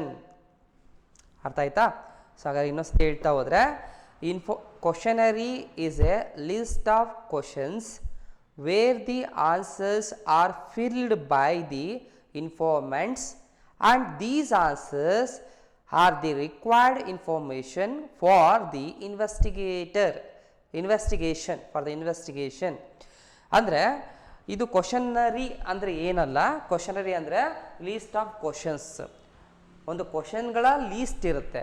ಕ್ವಶನ್ಗಳ list ಇರೋಂಥ ಒಂದು ಕಾನ್ಸೆಪ್ಟನ್ನ ನಾವು ಏನಂತ ಕರಿತೀವಿ, ಕ್ವಶನರಿ ಅಂತ ಕರಿತೀವಿ. ಇದರ ಬಗ್ಗೆ ಇನ್ನು ಡೀಪಾಗಿ ನೆಕ್ಸ್ಟ್ ಟಾಪಿಕ್ ಬರುತ್ತೆ, ಅಲ್ಲಿ ನಾವು ಡಿಸ್ಕಸ್ ಮಾಡ್ಬೋದು. ಕ್ವಶನ್ಸ್ಗಳು ಇರ್ತಾ ಹೋಗುತ್ತೆ. ಒಂದು ಸುಮಾರು ಕ್ವಶನ್ಸ್ಗಳು ಇರ್ತಾ ಹೋಗುತ್ತೆ. ಆ ಎಲ್ಲ ಕ್ವಶನ್ಸ್ಗಳಿಗೆ ಸೊ ಇಲ್ಲಿ ಇರೋಂಥ ಲೀಸ್ಟನ್ನು ನಾವು ಕ್ವಶನರಿ ಅಂತೇಳಿ ಕರಿತೀವಿ. Questionnaire means simple list of questions. Questionnaire means list of questions. So ಈ ಕ್ವಶನ್ಸ್ಗಳನ್ನು ಆನ್ಸರ್ ಮಾಡಿ ಅದನ್ನು ಆನ್ಸರ್ ಮಾಡಬೇಕಾಗುತ್ತೆ. ಇದನ್ನು ಯಾರು ಆನ್ಸರ್ ಮಾಡ್ತಾರೆ? ಇನ್ಫಾರ್ಮೇಷನ್ ಕೊಡೋರು, ಪಬ್ಲಿಕಲ್ಲಿ ಯಾರಾದರೂ ಆಗಿರ್ಬೋದು, ಸಮಾಜದಲ್ಲಿ ಯಾರಾದರೂ ಆಗಿರ್ಬೋದು. ಸೊ ನಾವು ಯಾರ ಹತ್ರ ಹೋದರೆ ಇನ್ಫಾರ್ಮೇಷನ್ ಸಿಗುತ್ತೆ ಅಂತ ನಾವು ಅಂದ್ಕೊಂಡಿರ್ತೀವಿ, ಅಂಥವ್ರ ಹತ್ರ ಹೋಗಿ ಇನ್ಫಾರ್ಮೇಷನ್ನ ಕಲೆಕ್ಟ್ ಮಾಡ್ತೀವಲ್ಲ, ಸೊ ಅವ್ರ ಹತ್ರ ನಾವು ಹೋಗಿ ನಾವು ಕಲೆಕ್ಟ್ ಮಾಡ್ತೀವಿ, ಅದು ಇನ್ಫಾರ್ಮೆಂಟ್ ಅಂತೇಳಿ ನೀವು ಅರ್ಥ ಮಾಡ್ಕೊಂಡಿದ್ವಿ. ಈಗ ನಾವು ಅವ್ರ ಹತ್ರ ಹೋಗೋ ಅವಶ್ಯಕತೆ ಇಲ್ಲ ಇಲ್ಲಿ ಈ ಕಾನ್ಸೆಪ್ಟಲ್ಲಿ. ಇಲ್ಲಿ ನಾವು ಏನು ಮಾಡ್ತೀವಿ, ಈ ಲೀಸ್ಟ್ ಆಫ್ ಕ್ವಶನ್ಸ್ ಅಂತ ಏನಿರುತ್ತೆ, ಆ ಲೀಸ್ಟ್ ಆಫ್ ಕ್ವಶನ್ಸ್ಗಳನ್ನು ಇನ್ಫಾರ್ಮೇಷನ್ ಕೊಡೋಂಥ ಇನ್ಫಾರ್ಮೆಂಟ್ಸ್ ಈಗ ಸೆಂಡ್ ಮಾಡ್ತೀವಿ. ಸೆಂಡ್ ಟು ಇನ್ಫಾರ್ಮೆಂಟ್ಸ್, ಇನ್ಫಾರ್ಮೇಷನ್ ಕೊಡೋಂಥ ಇನ್ಫಾರ್ಮೆಂಟ್ಸ್ಗಳಿಗೆ ಈ ಲೀಸ್ಟ್ ಆಫ್ ಕ್ವಶನ್ಸ್ಗಳನ್ನು ಸೆಂಡ್ ಮಾಡ್ತೀವಿ. ಸೆಂಡ್ ಮಾಡಿದ ಮೇಲೆ ಆ ಇನ್ಫಾರ್ಮೆಂಟ್ಸ್ಗಳು ಏನು ಮಾಡ್ತಾರೆ, ಇನ್ಫಾರ್ಮೇಷನ್ಸ್ಗಳನ್ನು ಫಿಲ್ ಮಾಡ್ತಾರೆ. ಸೊ ಆಮೇಲೆ ಅವರು ನಮಗೆ ರಿಟರ್ನ್ ಮಾಡ್ತಾರೆ. ಅದನ್ನೇ ಇಲ್ಲಿ ಹೇಳ್ತಾ ಹೋಗ್ತಾರೆ ನೋಡಿ. Answers R filled by the informants. These answers R required information for the investigation. ನಾವೇನಾದರೂ ಇನ್ವೆಸ್ಟಿಗೇಷನ್ ಮಾಡ್ತಾ ಇದ್ದೀವಿ ಅಂದರೆ ನಮ್ಮ ಇನ್ವೆಸ್ಟಿಗೇಷನ್ಗೆ ರಿಕ್ವೈರ್ಡ್ ಇರೋಂಥ ಆನ್ಸರ್ಗಳನ್ನೇ ಅವ್ರು ಕಳಿಸ್ತಾರೆ, ಎಂತೆಂಥ ಆನ್ಸರ್ಗಳನ್ನು ಕಳಿಸಲ್ಲ. ಹಾಗೆ ನಾವು ಇನ್ವೆಸ್ಟಿಗೇಷನ್ ಮಾಡ್ತಾ ಇದ್ದೀವಿ ಅಂದರೆ ನನ್ನ ಇನ್ವೆಸ್ಟಿಗೇಷನ್ಗೆ ರಿಲೇಟೆಡ್ ಇರೋಂಥ ಕ್ವಶನ್ಸ್ಗಳನ್ನ ಮಾತ್ರ ಪ್ರಿಪೇರ್ ಮಾಡಿ ಅಂಥ ಕ್ವಶನ್ಸ್ಗಳನ್ನು ಆ ಲೀಸ್ಟ್ ಮಾಡಿಕೊಂಡು ಆ ಲೀಸ್ಟ್ನ ಇನ್ಫಾರ್ಮೆಂಟ್ಸಿಗೆ ಕಳಿಸಿದಾಗ ಆ ಇನ್ಫಾರ್ಮೆಂಟ್ಸು ನಾವು ಕಳಿಸಿರೋಂಥ ಕ್ವಶನಿಗೆ ಕರೆಕ್ಟಾಗಿ ಆನ್ಸರ್ಗಳನ್ನು ಅವ್ರು ಫಿಲ್ ಮಾಡಿ ಅವರು ನಮಗೆ ರಿಟರ್ನ್ನ ಮಾಡ್ತಾ ಹೋಗ್ತಾರೆ. ಸೊ ಆಗ ನಮಗೆ ರಿಟರ್ನ್ ಮಾಡಿದಾಗ ಬರೋಂಥ ಇನ್ಫಾರ್ಮೇಷನ್ನು ನಮಗೆ ಏನು ಬೇಕು ಅದೇ ಕ್ವಶನ್ ಅವ್ರಿಗೆ ಸೆಂಡ್ ಮಾಡಿರೋದ್ರಿಂದ ನಾವು ಕೇಳಿರೋಂಥ ಕ್ವಶನಿಗೆ ಅವ್ರು ಕೊಡೋಂಥ ಆನ್ಸರು ನಮಗೆ ರಿಕ್ವೈರ್ಮೆಂಟ್ ಇರೋಂಥ ಆನ್ಸರ್ಸೇ ಆಗಿರುತ್ತೆ. ಹಾಗಾಗಿ ಇಲ್ಲಿ ರಿಕ್ವೈರ್ಡ್ ಆನ್ಸರ್ನ ನಾವು ಇನ್ವೆಸ್ಟಿಗೇಷನ್ಗೆ ಏನು ಬೇಕು ಈ ರೀತಿ ಕಲೆಕ್ಟ್ ಮಾಡ್ತೀವಿ ಅಂತೇಳಿ ಇಲ್ಲಿ ನೋಡ್ಬೋದು. The questionnaire is sent to the respondents who are expected to write the answers in the space provided in the questionnaire. ಇದನ್ನು ಇಂಥ ಕ್ವಶನ್ಸ್ಗಳನ್ನು ನಾವು ಏನು ಸೆಂಡ್ ಮಾಡ್ತೀವಿ ಅಂತ ಹೇಳಿದೇವಲ್ಲ, ಇದನ್ನು ಸೆಂಡ್ ಮಾಡಬೇಕಾದ್ರೆ ಇಲ್ಲಿ ಹೇಳ್ತಾ ಹೋಗ್ತಾರೆ, who are expected to write the answers in the space provided in questions create ಮಾಡಿರ್ತೀವಪ್ಪ. ಕ್ವಶನರಿ ಅಂದ್ರೆ ಏನು, ಲೀಸ್ಟ್ ಆಫ್ ಕ್ವಶನ್ನ ಕ್ರಿಯೇಟ್ ಮಾಡಿರ್ತೀವಿ. ಕ್ವಶನ್ ಕ್ರಿಯೇಟ್ ಮಾಡಿ ನಾವು ಹೇಳ್ತೀವಿ ನಿಮ್ಮ ಸ್ಥಳ ನೀವು ಯಾವ ಊರವರು ಅಂತ ನಾವು ಇಲ್ಲಿ ಹಾಕಿರ್ತೀವಿ, ಅವ್ರಿಗೆ ಸ್ಪೇಸ್ ಬಿಟ್ಟಿರ್ತೀವಿ. ಅವರು ಏನು ಮಾಡ್ತಾರೆ, ಯಾವ ಊರವರು, ದಾವಣಗೆರೆ, ಜಗಳೂರು, ತುಮಕೂರು, ಯಾವ ಊರವರಾಗಿರ್ತಾರೆ ಆ ಸ್ಪೇಸಲ್ಲಿ ಆನ್ಸರ್ನ ಮಾಡ್ತಾ ಹೋಗ್ತಾರೆ. ಸೊ ಆ ಸ್ಪೇಸಲ್ಲಿ ಆನ್ಸರ್ ಮಾಡಿ ಅವ್ರು ಕಳಿಸ್ತಾ ಹೋಗ್ತಾರೆ. ಆ ಕ್ವಶನರಿ ಹೆಂಗೆ ಬೇಕಾದರೂ ಇರ್ಬೋದು, ಇದೇ ಥರ ಇರಬೇಕು ಅಂತ ಏನಿಲ್ಲ. ಕ್ವಶನ್ ಕೇಳಿ ಅಲ್ಲಿ ಕೆಳಗಡೆ ಸ್ಪೇಸ್ ಬಿಟ್ಟರೆ ಆನ್ಸರ್ ಮಾಡ್ತಾರೆ, ಇಲ್ಲ ಅಂದರೆ 4 ಚಾಯ್ಸ್ ಕೊಟ್ಟು ಅದರಲ್ಲಿ ಯಾವ್ದು ಕರೆಕ್ಟ್ನ ಫಿಲ್ ಮಾಡಿ ಅಂತೇಳಿ ಅವ್ರಿಗೆ ಹೇಳ್ಬೋದು. ಈ ಥರ ಡಿಫ್ರೆಂಟ್ ವೇ ಇರುತ್ತೆ. ಅದಕ್ಕೆ ಆಗಲೇ ಹೇಳಿದೆ ಕ್ವಶನರಿ ಬಗ್ಗೆ ನಾವು ಲೇಟರಾಗಿ ಡಿಸ್ಕಸ್ ಮಾಡ್ತೀವಿ. ಕ್ವಶನರಿ ಅಂದರೆ ಕ್ವಶನ್ ಕೇಳೋದು, ಅದಕ್ಕೆ ತಕ್ಕಂಗೆ ಅವ್ರು ಆನ್ಸರ್ ಕೊಡೋವಂಥ ಕಾನ್ಸೆಪ್ಟ್ನ ಅಷ್ಟೇ ನಾವು ಇಲ್ಲಿ ಅರ್ಥ ಮಾಡ್ಕೋಬೇಕು. ನೆಕ್ಸ್ಟ್, ನಾವು ಕೇಳಿದಂಥ ಕ್ವಶನಿಗೆ ಆನ್ಸರು ಬರೆಯೋದಕ್ಕೆ ಸ್ಪೇಸ್ ಬಿಟ್ಟಿರ್ತೀವಿ, ಆ ಸ್ಪೇಸಿಗೆ ಅವ್ರ ಆನ್ಸರ್ನ ಫಿಲ್ ಮಾಡಿ ಕಳಿಸ್ಬೇಕಾಗುತ್ತೆ. The questionnaire will be send to the informants through mail. ಈ ರೀತಿ ನಾವು ಲೀಸ್ಟ್ ಆಫ್ ಕ್ವಶನ್ಸ್ಗಳನ್ನು ನಾವು ಇವ್ರಿಗೆ ಸೆಂಡ್ ಮಾಡ್ತೀವಿ ಅಂತ ಹೇಳ್ತಾ ಇದ್ದೇವಲ್ಲ, ಹೆಂಗೆ ಸೆಂಡ್ ಮಾಡ್ತೀವಿ ಅಂದಾಗ ಮೇಲ್ ಮೂಲಕ ಸೆಂಡ್ ಮಾಡ್ತೀವಿ. ಮೇಲ್ ಅಂದರೆ ಏನು, ಸೊ ಒಂದು ಪ್ಲೇಸಿಂದ ಇನ್ನೊಂದು ಪ್ಲೇಸಿಗೆ ನಾವು ಡಾಕ್ಯುಮೆಂಟ್ಸ್ಗಳನ್ನು ಸೆಂಡ್ ಮಾಡ್ತಾ ಹೋಗ್ತೀವಲ್ಲ, ಇಲ್ಲಿ ಡಾಕ್ಯುಮೆಂಟ್ ಅಂತ ಅನ್ನೋದಾದರೆ ಯಾವುದು ಅಂತ ಹೇಳ್ಬೋದು, ಕ್ವಶನರಿ ಅಂತ ಹೇಳ್ತಾ ಹೋಗ್ತೀವಿ. ಒಂದು ಕ್ವಶನರಿ ನಾವು ಏನು ಲೀಸ್ಟ್ ಆಫ್ ಕ್ವಶನ್ನ ಒಂದು 10, 20, 30 ಕ್ವಶನ್ನ ಪ್ರಿಪೇರ್ ಮಾಡಿರ್ತೀವಿ, ಆ ಲೀಸ್ಟ್ನ ನಾವು ಏನು ಮಾಡಬೇಕು, ಮೇಲ್ ಮೂಲಕ ಇನ್ಫಾರ್ಮೆಂಟ್ಸಿಗೆ ಸೆಂಡ್ ಮಾಡ್ತೀವಿ. ಮೇಲ್ ಮೂಲಕನೇ ಮಾಡಬೇಕು. ಮೇಲ್ ಮೂಲಕ ಮಾಡಿದರೆ ಮಾತ್ರ ಈ ಮೆಥಡಿಗೆ ಮೇಲ್ಡ್ ಕ್ವಶನರಿ ಅಂತ ಹೆಸರು ಕೊಟ್ಟಿರ್ತಾರೆ ನೋಡಿ. ಇಲ್ಲಿ ಏನೇ ಕ್ವಶನ್ನ ಕಳಿಸ್ಬೇಕಂದ್ರೂ ಮೇಲ್ ಮೂಲಕ ಮಾಡಬೇಕು. ನಾವು ಪ್ರಿಂಟ್ ತಗೊಳ್ರಿ ಅಂತ ಅವ್ರು ಎದುರಿಗೆ ಕೊಟ್ಟು ಫಿಲ್ ಮಾಡಿಸೋದು ಆ ಥರ ಅಲ್ಲ, ಥ್ರೂ ಮೇಲ್. ಸೊ ಈ ಮೇಲ್ ಮೂಲಕ ಮಾಡಬೇಕು. A covering letter is also send along with the questionnaire. ಈಗ ನಾವು ಕ್ವಶನ್ನ ರೆಡಿ ಮಾಡಿರ್ತೀವಿ, ಒಂದು 20 ಕ್ವಶನ್ ಇದೆ ಅಂತ ಅಂದ್ಕೊಳ್ಳಿ. ಆ ಪ್ರಿಪೇರ್ ಮಾಡಿರೋಂಥ ಎಲ್ಲ ಕ್ವಶನ್ಸ್ಗಳನ್ನು ಸೊ 2 ಮರ್ಚಿ ಕ್ಲೀನಾಗಿ ಒಂದು ಕವರ್ ಇರುತ್ತೆ, ಅದನ್ನು ನಾವು ಇಲ್ಲಿ ಕವರಿಂಗ್ ಲೆಟರ್ ಅಂತ ಕರಿತೀವಿ. ಆ ಕವರಿಂಗ್ ಲೆಟರಲ್ಲಿ ಇಟ್ಟು ಅದನ್ನು ನಾವು ಮೇಲ್ ಮೂಲಕ ಸೆಂಡ್ ಮಾಡ್ತೀವಿ. ಸೆಂಡ್ ಮಾಡಿ ಕವರಿಂಗ್ ಲೆಟರ್ ಮೂಲಕ ಸೆಂಡ್ ಮಾಡಿ ಅದನ್ನ ಮೂಲಕ ನಾವು ಈ ರೀತಿಯಾದಂಥ ಪ್ರೋಸೆಸ್ನ ಮಾಡಿಸ್ತೀವಿ ಅಂತ ಹೇಳ್ತಾ ಇದ್ದಾರೆ. Requesting informants to extend their full cooperation by giving the correct information and return the duly filled questionnaire within fixed time. ಈ ರೀತಿಯಾಗಿ ಏನು ಮಾಡ್ತಾ ಹೋಗ್ತೀವಿ, ಕ್ವಶನ್ಗಳನ್ನು ಸೆಂಡ್ ಮಾಡಿದಾಗ ಕವರಿಂಗ್ ಪೇಜ್ನ ನಾವು ಲೆಟರ್ ಮೂಲಕ ಸೆಂಡ್ ಮಾಡಿದಾಗ ಇನ್ಫಾರ್ಮೆಂಟ್ಸ್ ಏನು ಮಾಡ್ತಾರೆ, ಕೋಆಪ್ರೇಟ್ ಮಾಡ್ತಾರೆ. ಸೊ ಈ ಥರ ಯಾರೋ ಬೇಕಾಗಿರೋಂಥ ಇನ್ಫಾರ್ಮೇಷನ್ಸ್ಗಳನ್ನು ಇನ್ವೆಸ್ಟಿಗೇಟರ್ ಕಳಿಸಿದ್ದಾರೆ. ಇನ್ವೆಸ್ಟಿಗೇಟರ್ ಕಳಿಸಿರೋಂಥ ಈ ಲೀಸ್ಟ್ ಆಫ್ ಕ್ವಶನ್ಸ್ಗಳಿಗೆ ನಾವು ಸರಿಯಾದ ರೀತಿ ಉತ್ತರ ಕೊಡಬೇಕು ಅಂತೇಳಿ ಆ ಇನ್ಫಾರ್ಮೆಂಟಿಗೆ ಗೊತ್ತಾಗಿ ಅವ್ರು ಕ್ಲೀನಾಗಿ ಕೇಳಿರೋಂಥ ಕ್ವಶನಿಗೂ ಕರೆಕ್ಟ್ ಆನ್ಸರ್ಗಳನ್ನು ಫಿಲ್ ಮಾಡಿ ರಿಟರ್ನ್ ಮಾಡ್ತಾರೆ. ಅವರು ಕೂಡ ನಮಗೆ ಕೋಆಪ್ರೇಟ್ ಮಾಡ್ತಾರೆ, ಸಪೋರ್ಟ್ ಮಾಡ್ತಾರೆ. ಸೊ ಈ ರೀತಿ ಸಪೋರ್ಟ್ ಮಾಡಬೇಕಾದ್ರೆ ಫಿಕ್ಸ್ಡ್ ಟೈಮ್ ಕೊಟ್ಟಿರ್ತೀವಿ. ನೋಡಪ್ಪ ನಾನು ನಿಮಗೆ ಈ ಥರ ಮೇಲ್ ಕಳಿಸ್ತಾ ಇದ್ದೀನಿ, ಒಂದೇ ವಾರದೊಳಗೆ ಫಿಲ್ ಮಾಡಿ ಕಳಿಸ್ಬೇಕು, 2 ಡೇಸಲ್ಲಿ ಫಿಲ್ ಮಾಡಿ ಕಳಿಸ್ಬೇಕು ಅಂತ ಒಂದು ಪರ್ಟಿಕ್ಯುಲರ್ ಟೈಮ್ ಹೇಳ್ತೀನಿ. ಅಷ್ಟೇ ಟೈಮಲ್ಲಿ ಕೊಟ್ಟಿರೋಂಥ ಗಿವನ್ ಟೈಮಲ್ಲೇ ಫಿಲ್ ಮಾಡಿ ರಿಟರ್ನ್ ಮಾಡ್ತಾ ಹೋಗ್ತಾರೆ. ಅದಕ್ಕೆ ಇಲ್ಲಿ ಹೇಳ್ತಾ ಹೋಗೋದು filled questionnaire within A fixed ಟೈಮಲ್ಲಿ ಫಿಲ್ ಮಾಡಿ ಕಳಿಸ್ತಾ ಹೋಗ್ತಾರೆ. ಅದಕ್ಕೆ ಅವ್ರಿಗೆ ಕೋಆಪ್ರೇಷನ್ ಕೊಡ್ತಾ ಹೋಗ್ತಾರೆ ಅಂತ ನಾವು ಹೇಳ್ಬೋದು. This method is appropriate in cases where informants are spread over a wide area and are literates. ನೋಡಿ, ಈ ಮೆಥಡ್ ಯಾವಾಗ ಸೂಟ್ ಆಗುತ್ತೆ, ಯಾವಾಗ ಅಪ್ಲೈ ಮಾಡ್ತಾರೆ ಅಂದರೆ ಭಾಳ ಲಾರ್ಜ್ ಏರಿಯಾ ಇದೆ, ಎಲ್ಲ ಕಡೆನೂ ನಾವು ಹೋಗೋಕ್ಕಾಗಲ್ಲ. ಹಾಗಾಗಿ ಮೇಲ್ ಮೂಲಕನೇ ಇಲ್ಲಿಂದನೇ ನಾವು ಯಾವ ರಾಜ್ಯಕ್ಕಾದರೂ ಯಾವ ದೇಶಕ್ಕಾದರೂ ನಾವು ಮೇಲ್ ಮಾಡ್ಬೋದು. ಇಲ್ಲಿಂದನೇ ನಾವು ಪ್ರೆಸೆಂಟ್ ಇರೋ ಪ್ಲೇಸಿಂದ ಈ ಥರ ಮೇಲ್ ಮಾಡ್ತಾ ಹೋಗಿ ಅವರಿಗೆ ಮಾಡಿದಾಗ ಅವ್ರೇನು ಮಾಡ್ತಾರೆ, ಫಿಲ್ ಮಾಡಿ ನಮಗಿರೋ ಪ್ಲೇಸಲ್ಲಿ ನಾವು ಎಲ್ಲಿರ್ತೀವಿ ಅಲ್ಲಿಗೆ ಕಳಿಸ್ತೇವೆ. ನಾವು ಹೋಗೋ ಅವಶ್ಯಕತೆ ಇಲ್ಲ, ಖರ್ಚು ವೆಚ್ಚನೂ ಇಲ್ಲ, ಎಕ್ಸ್ಪೆನ್ಸಸ್ ಭಾಳ ಮೀಟ್ ಆಗಲ್ಲ. ಇದು ಒಂದು ಮೇನ್ ಪಾಯಿಂಟ್. ಇದಲ್ಲದೆ ಈ ಮೆಥಡು ಲಾರ್ಜ್ ಏರಿಯಾಗೆ ಇದ್ದಾಗ ಸೂಟ್ ಆಗುತ್ತೆ ಅಂತ ಈಗೇನು ಡಿಸ್ಕಸ್ ಮಾಡಿದ್ವಿ. ಇದ್ರ ಜೊತೆಗೆ ಇನ್ನೊಂದು ಏನಪ್ಪ ಅಂದರೆ ಇದು ಸೂಟ್ ಆಗೋಂಥದ್ದು ಲಿಟ್ರೇಟ್ಸಿಗೆ ಮಾತ್ರ. ಅಂದರೆ ಓದಿರೋಂಥ ತಾನೇ ಅಕ್ಷರಸ್ಥರು ಅನಕ್ಷರಸ್ಥರು ಅಂತೇಳಿ ನಾವು ಕೇಳಿರ್ತೀವಿ. ಯಾರು ಅಕ್ಷರಸ್ಥರಾಗಿರ್ತಾರೆ, ಓದಿರ್ತಾರೆ, ನಾವು ಕಳಿಸಿರೋಂಥ ಕ್ವಶನ್ಗಳೇನೋ ಇಂಗ್ಲೀಷಲ್ಲಿ ಇದ್ದರೆ ಕ್ಲೀನಾಗಿ ಓದಿ ಅರ್ಥ ಮಾಡ್ಕೊಂಡು ಆನ್ಸರ್ ಮಾಡೋದಕ್ಕೆ ಎಲಿಜಿಬಿಲಿಟಿ ಇರ್ತಾರೆ. ಅವ್ರು ಓದಿಲ್ಲ ಮಾಡಿಲ್ಲ ಅಂದರೆ ಅಂಥರಿಗೆಲ್ಲ ಕಳಿಸೋದಕ್ಕಾಗಲ್ಲ. ಸೊ ಅದು ಲಿಟ್ರೇಟ್ ಪರ್ಸನ್ಸ್ ಆಗಲ್ಲ. ಹಾಗಾಗಿ ಎಕ್ಸ್ಪೆಷಲಿ ಮೇಲ್ಡ್ ಕ್ವಶನರಿ ಅನ್ನೋದು ಯಾವ ಕೇಸಲ್ಲಿ ಸೂಟ್ ಆಗುತ್ತೆ, ಈ ಮೆಥಡ್ನ ನಾವು ಪ್ರೈಮರಿ ಡಾಟಾನ ಕಲೆಕ್ಟ್ ಮಾಡೋದಕ್ಕೆ ಯಾವ ಮೆಥಡಲ್ಲಿ ಸೂಟ್ ಆಗುತ್ತೆ, ಒಂದು ಏರಿಯಾ ಲಾರ್ಜ್ ಇರಬೇಕು. ಎರಡನೇದು ಲಿಟ್ರೇಟ್ ಪೀಪಲಿಂದ ಕಲೆಕ್ಟ್ ಮಾಡೋದಾಗಿದ್ರೆ ಮಾತ್ರ, ಓದಿರುವಂಥ ವ್ಯಕ್ತಿಗಳಿಂದ, ಎಜುಕೇಟೆಡ್ ಪರ್ಸನ್ಸಿಂದ ಮಾತ್ರ ಕಲೆಕ್ಟ್ ಮಾಡೋಂಥದ್ದಾಗಿದ್ದರೆ ಮಾತ್ರ ಈ ಮೆಥಡ್ ಸೂಟ್ ಆಗುತ್ತೆ ಅಂತ ಹೇಳ್ತಿದ್ದಾರೆ. So this method is only applicable when the collection of primary data is wide area and literates. ಯಾವಾಗ ಈ ಪ್ರೈಮರಿ ಡಾಟಾನ ಕಲೆಕ್ಟ್ ಮಾಡೋ ಏರಿಯಾ ಭಾಳ ಲಾರ್ಜ್ ಆಗಿರುತ್ತೆ ಅಥವಾ ಇನ್ನೊಂದು ಮತ್ತು ಲಿಟ್ರೇಟ್ ಪೀಪಲ್ಗಳು ಇದ್ದಾಗ ಅಂತ ಹೇಳಿ ಹೇಳ್ತಾ ಹೋಗ್ತಾರೆ. ಇದಿಷ್ಟು ಮೇಲ್ಡ್ ಕ್ವಶನರಿಲಿ ನಾವು ಡಿಸ್ಕಸ್ ಮಾಡ್ತೀವಿ. ಸೊ ಇದಿಷ್ಟು ಮೇಲ್ಡ್ ಕ್ವಶನರಿ ಸ್ವಲ್ಪ ಏನಾದರೂ ಗಜಿಬಿಜಿಯಾಗಿದ್ರೆ ಇನ್ನೊಂದು ಹೇಳ್ತಾ ಹೋಗ್ತೀನಿ. ಮೇಲ್ಡ್ ಕ್ವಶನರಿ ಅಂದರೆ ಫಸ್ಟ್ ಕ್ವಶನರಿ ಅಂದರೆ ಏನು, ಕ್ವಶನರಿ ಅಂದರೆ ಲೀಸ್ಟ್ ಆಫ್ ಕ್ವಶನ್ಸು. ಈ ಲೀಸ್ಟ್ ಆಫ್ ಕ್ವಶನ್ಸ್ಗಳನ್ನು ಸೊ ಇಲ್ಲಿ ಇನ್ವೆಸ್ಟಿಗೇಟರ್ ಅವರು ಪ್ರಿಪೇರ್ ಮಾಡಿರೋಂಥ ಲೀಸ್ಟ್ ಆಫ್ ಕ್ವಶನರಿನ ಮೇಲ್ ಮೂಲಕ ಸೆಂಡ್ ಮಾಡ್ತಾರೆ ಇನ್ವೆಸ್ಟಿಗೇಟರ್. ಆ ಇನ್ವೆಸ್ಟಿಗೇಟರ್ ಸೆಂಡ್ ಮಾಡಿರೋಂಥ ಒಂದು ಲೀಸ್ಟ್ ಆಫ್ ಕ್ವಶನ್ಸ್ಗಳು ಡಿಫ್ರೆಂಟ್ ಇನ್ಫಾರ್ಮೇಷನ್ಸ್ ಕೊಡೋಂಥ ಇನ್ಫಾರ್ಮೆಂಟ್ಸಿಗೆ ರೀಚ್ ಆಗುತ್ತೆ. ರೀಚ್ ಆದಮೇಲೆ ಅವ್ರೇನು ಮಾಡ್ತಾರೆ, ಒಬ್ಬ ಇನ್ಫಾರ್ಮೆಂಟ್ಸು ಇಲ್ಲಿ ಹೇಳಿರುವಂಥ ಇನ್ವೆಸ್ಟಿಗೇಟರು ಕೊಟ್ಟಿರೋಂಥ ಟೈಮಿಗೆ ಎಲ್ಲ ಕ್ವಶನ್ಸ್ಗಳನ್ನು ಕ್ಲೀನಾಗಿ ರೀಡ್ ಮಾಡಿ ಅದಕ್ಕೆ ಕರೆಕ್ಟ್ ಆನ್ಸರ್ನ ಅವರು ಫಿಲ್ ಮಾಡಿ ಟಿಕ್ ಮಾಡಿ ಸೊ ಅವರು ಏನು ಮಾಡ್ತಾ ಹೋಗ್ತಾರೆ, ಕೋಆಪ್ರೇಟ್ ಮಾಡಿ ಫಿಕ್ಸ್ಡ್ ಟೈಮ್ ನಾವು ಹೇಳಿರೋ ಟೈಮಲ್ಲೇ ರಿಟರ್ನ್ ಮಾಡ್ತಾರೆ.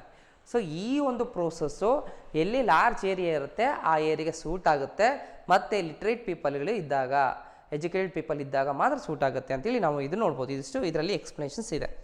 ಸೊ ಇದರಲ್ಲಿ ಆಗುವಂಥ ಮೆರಿಟ್ಸ್ ಏನು, ಇದರಲ್ಲಿ ಆಗುವಂಥ ಡಿಮೆರಿಟ್ಸ್ ಏನು ಅಂತ ನಾವು ನೋಡೋಣ.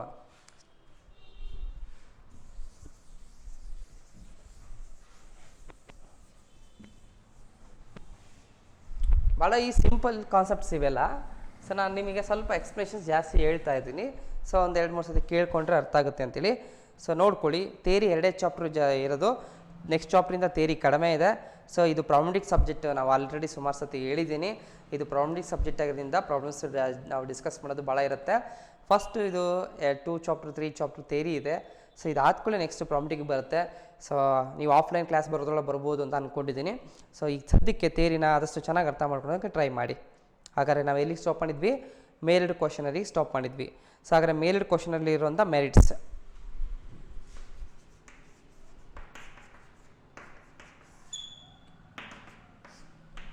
Number 1,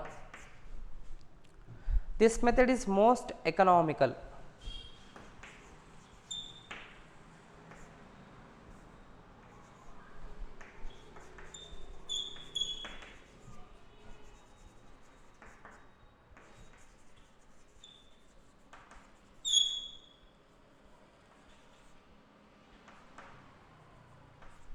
This method is most economical. So ಈ ಮೆಥಡು ಮೇಲಿಡು ಕ್ವಶನರಿ ಅಂತ ನಾವು ಏನು ಹೇಳ್ತಿದ್ವಿ, ಇದು ಮೋಸ್ಟ್ ಎಕನಾಮಿಕಲ್ ಆಗಿದೆ ಅಂತ ಹೇಳ್ತಾ ಇದ್ದಾರೆ.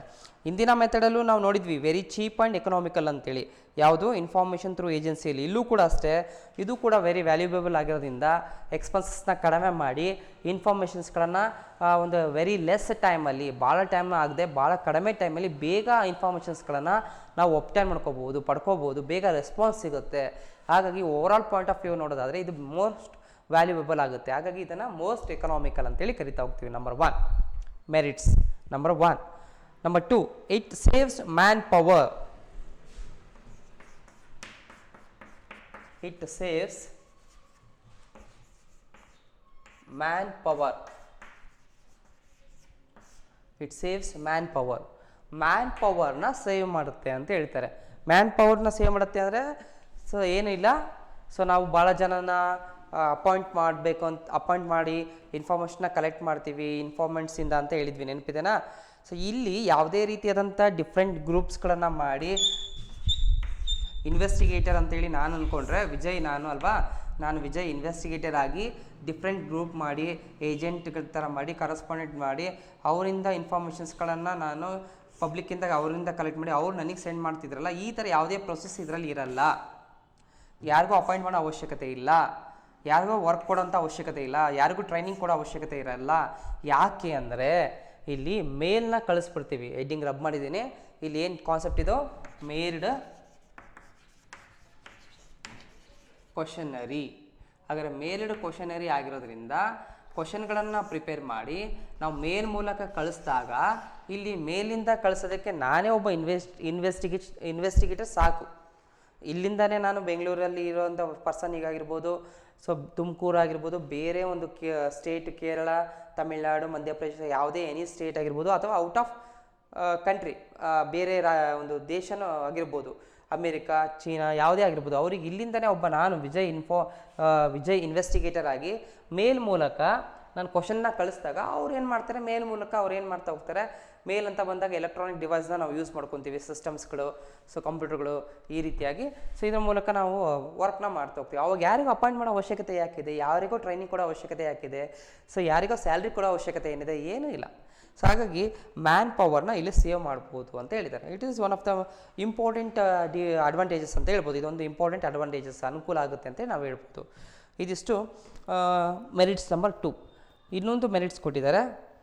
It can be widely used where the area of investigation is large. Third one.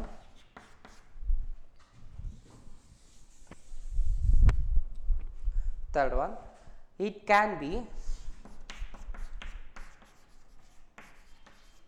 can be widely used.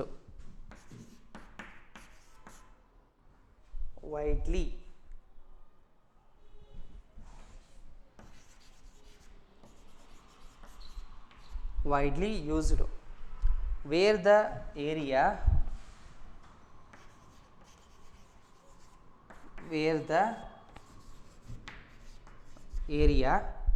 where the area of investigation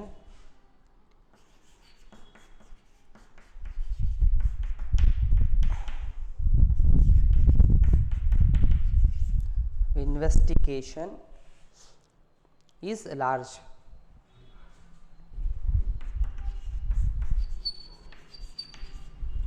It can be widely used. ಇದನ್ನು ಖಂಡಿತವಾಗ್ಲೂ ಭಾಳ ವೈಡಾಗಿ ಎಲ್ಲ ಕಡೆ ಯೂಸ್ ಮಾಡ್ತಾ ಇದ್ದಾರೆ. Where the area of investigation is large. ನಾವು investigation ಮಾಡೋದಕ್ಕೆ ಹೋಗ್ತಾ ಇದ್ದೀವಿ ಅಂದಾಗ ನಾವು ಮಾಡೋಂಥ ಇನ್ವೆಸ್ಟಿಗೇಷನು ಲಾರ್ಜ್ ಆಗಿದ್ದರೆ, ಒಂದು ಬಿಗ್ ಏರಿಯಾ ಆಗಿದ್ದರೆ, ಆವಾಗ ಇದು ಖಂಡಿತವಾಗ್ಲೂ ಇದು ಯೂಸ್ಫುಲ್ ಆಗುತ್ತೆ. ಇದು ಒಂದು ಮೆರಿಟ್ಸ್ ಅಂತೇಳಿ ಹೇಳಿದ್ದಾರೆ. ಸೊ ಹಾಗಾದರೆ ಫಸ್ಟು ಎಕನಾಮಿಕಲಿ ಇದು ಮೋಸ್ಟ್ ಎಕನಾಮಿಕಲ್ ಯೂಸ್ಫುಲ್ ಅಂತ ಹೇಳಿದ್ದಾರೆ. ಎರಡನೇದು ಮ್ಯಾನ್ ಪವರ್ ಸೇವ್ ಆಗುತ್ತೆ. ಮೂರನೇದು ಇದು ಲಾರ್ಜ್ ಇನ್ವೆಸ್ಟಿಗೇಷನ್ ಇದ್ದಾಗ ಯೂಸ್ ಆಗುತ್ತೆ ಅಂತ 3 ಪಾಯಿಂಟಲ್ಲಿ ಹೇಳಿದ್ದಾರೆ. ಇದು 3 ಮೆರಿಟ್ಸ್ನ ನಾವು ಒಂದು ಮೇಲ್ಡ್ ಕ್ವಶನರಿಯಲ್ಲಿ ಡಿಸ್ಕಸ್ ಮಾಡಿದ್ವಿ. ಹಾಗಾದರೆ ನೆಕ್ಸ್ಟು ಮೇಲ್ಡ್ ಕ್ವಶನರಿಲಿ ಮೆರಿಟ್ಸ್ ಆದಮೇಲೆ ನೆಕ್ಸ್ಟ್ ಯಾವುದು? ಡಿಮೆರಿಟ್ಸ್. ಹಾಗಾದರೆ ಇದರಲ್ಲಿ ಅನುಕೂಲ ಬಿಟ್ಟು ಅನಾನುಕೂಲಗಳು, ಅನುಕೂಲ ಆಗದೇ ಇರುವಂಥದ್ದು ಡಿಮೆರಿಟ್ಸ್ ಯಾವುದು ಅಂತೇಳಿ ನೋಡಬೇಕು. Second demerits.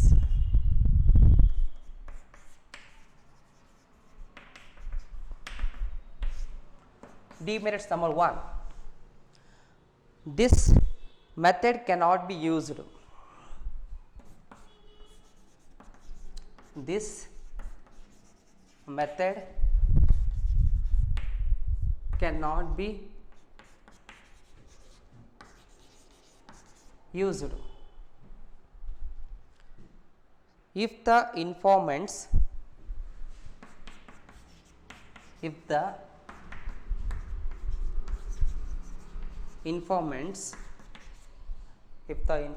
are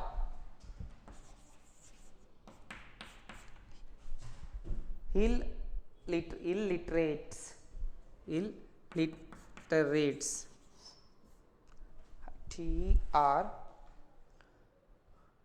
TRATES illiterates.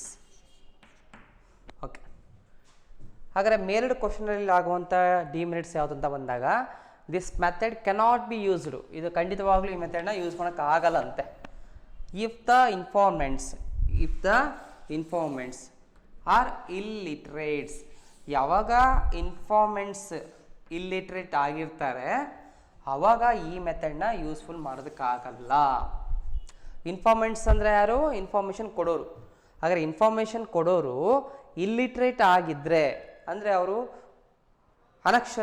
ಅಕ್ಷರಸ್ಥರಲ್ಲ, ಅವ್ರು ಓದಿಲ್ಲ, ಬರ್ದಿಲ್ಲ, ಗೊತ್ತಾಗಲ್ಲ, ನಾವು ಕಳಿಸಿದ ಕೂಡಲೇ ನೋಡಿದರೆ ಏನೂ ಅರ್ಥನೇ ಆಗ್ತಿಲ್ಲ ಅಂಥ ಒಬ್ಬ ಪರ್ಸನ್ಸ್ ಆಗಿದ್ದರೆ, ಇಲ್ಲಿಟ್ರೇಟ್ಸ್ ಆಗಿದ್ದರೆ ಈ ಮೆಥಡು ಸೂಟ್ ಆಗಲ್ಲ. ಈ ಮೆಥಡ್ ಯಾವುದಕ್ಕೆ ಸೂಟ್ ಆಗುತ್ತೆ ಅಂತ ನಾವು ಆಲ್ರೆಡಿ ನೋಡಿದ್ವಿ. ಒಂದು ಲಾರ್ಜ್ ಏರಿಯಾ ಆಗಿದ್ದರೆ, ಎರಡನೇದು ಇಂಪಾರ್ಟೆಂಟು ಲಿಟ್ರೇಟ್ಸ್ ಇದ್ದರೆ ಅಂತ ನೋಡಿದ್ವಿ. ಈಗ ಲಿಟ್ರೇಟ್ಸ್ ಇದ್ದರೆ ಮಾತ್ರ ಇದು ಸೂಟ್ ಆಗುತ್ತೆ ಅಂದಾಗ ಇಲ್ಲಿಟ್ರೇಟ್ಸ್ ಇದ್ದರೆ ಇದು ಹೆಂಗೆ ಸೂಟ್ ಆಗುತ್ತೆ? ಹಾಗಾಗಿ ಇದನ್ನು ಡಿಮೆರಿಟ್ಸ್ ಅಂತೇಳಿ ನಾವು ಇಲ್ಲಿ ನೋಡ್ತಾ ಹೋಗ್ತೀವಿ. Second demerits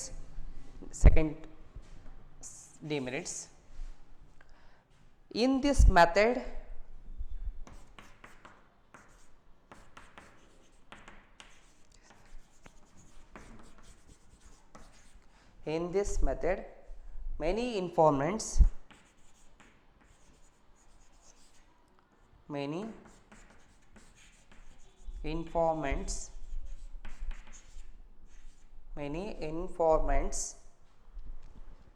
will not respond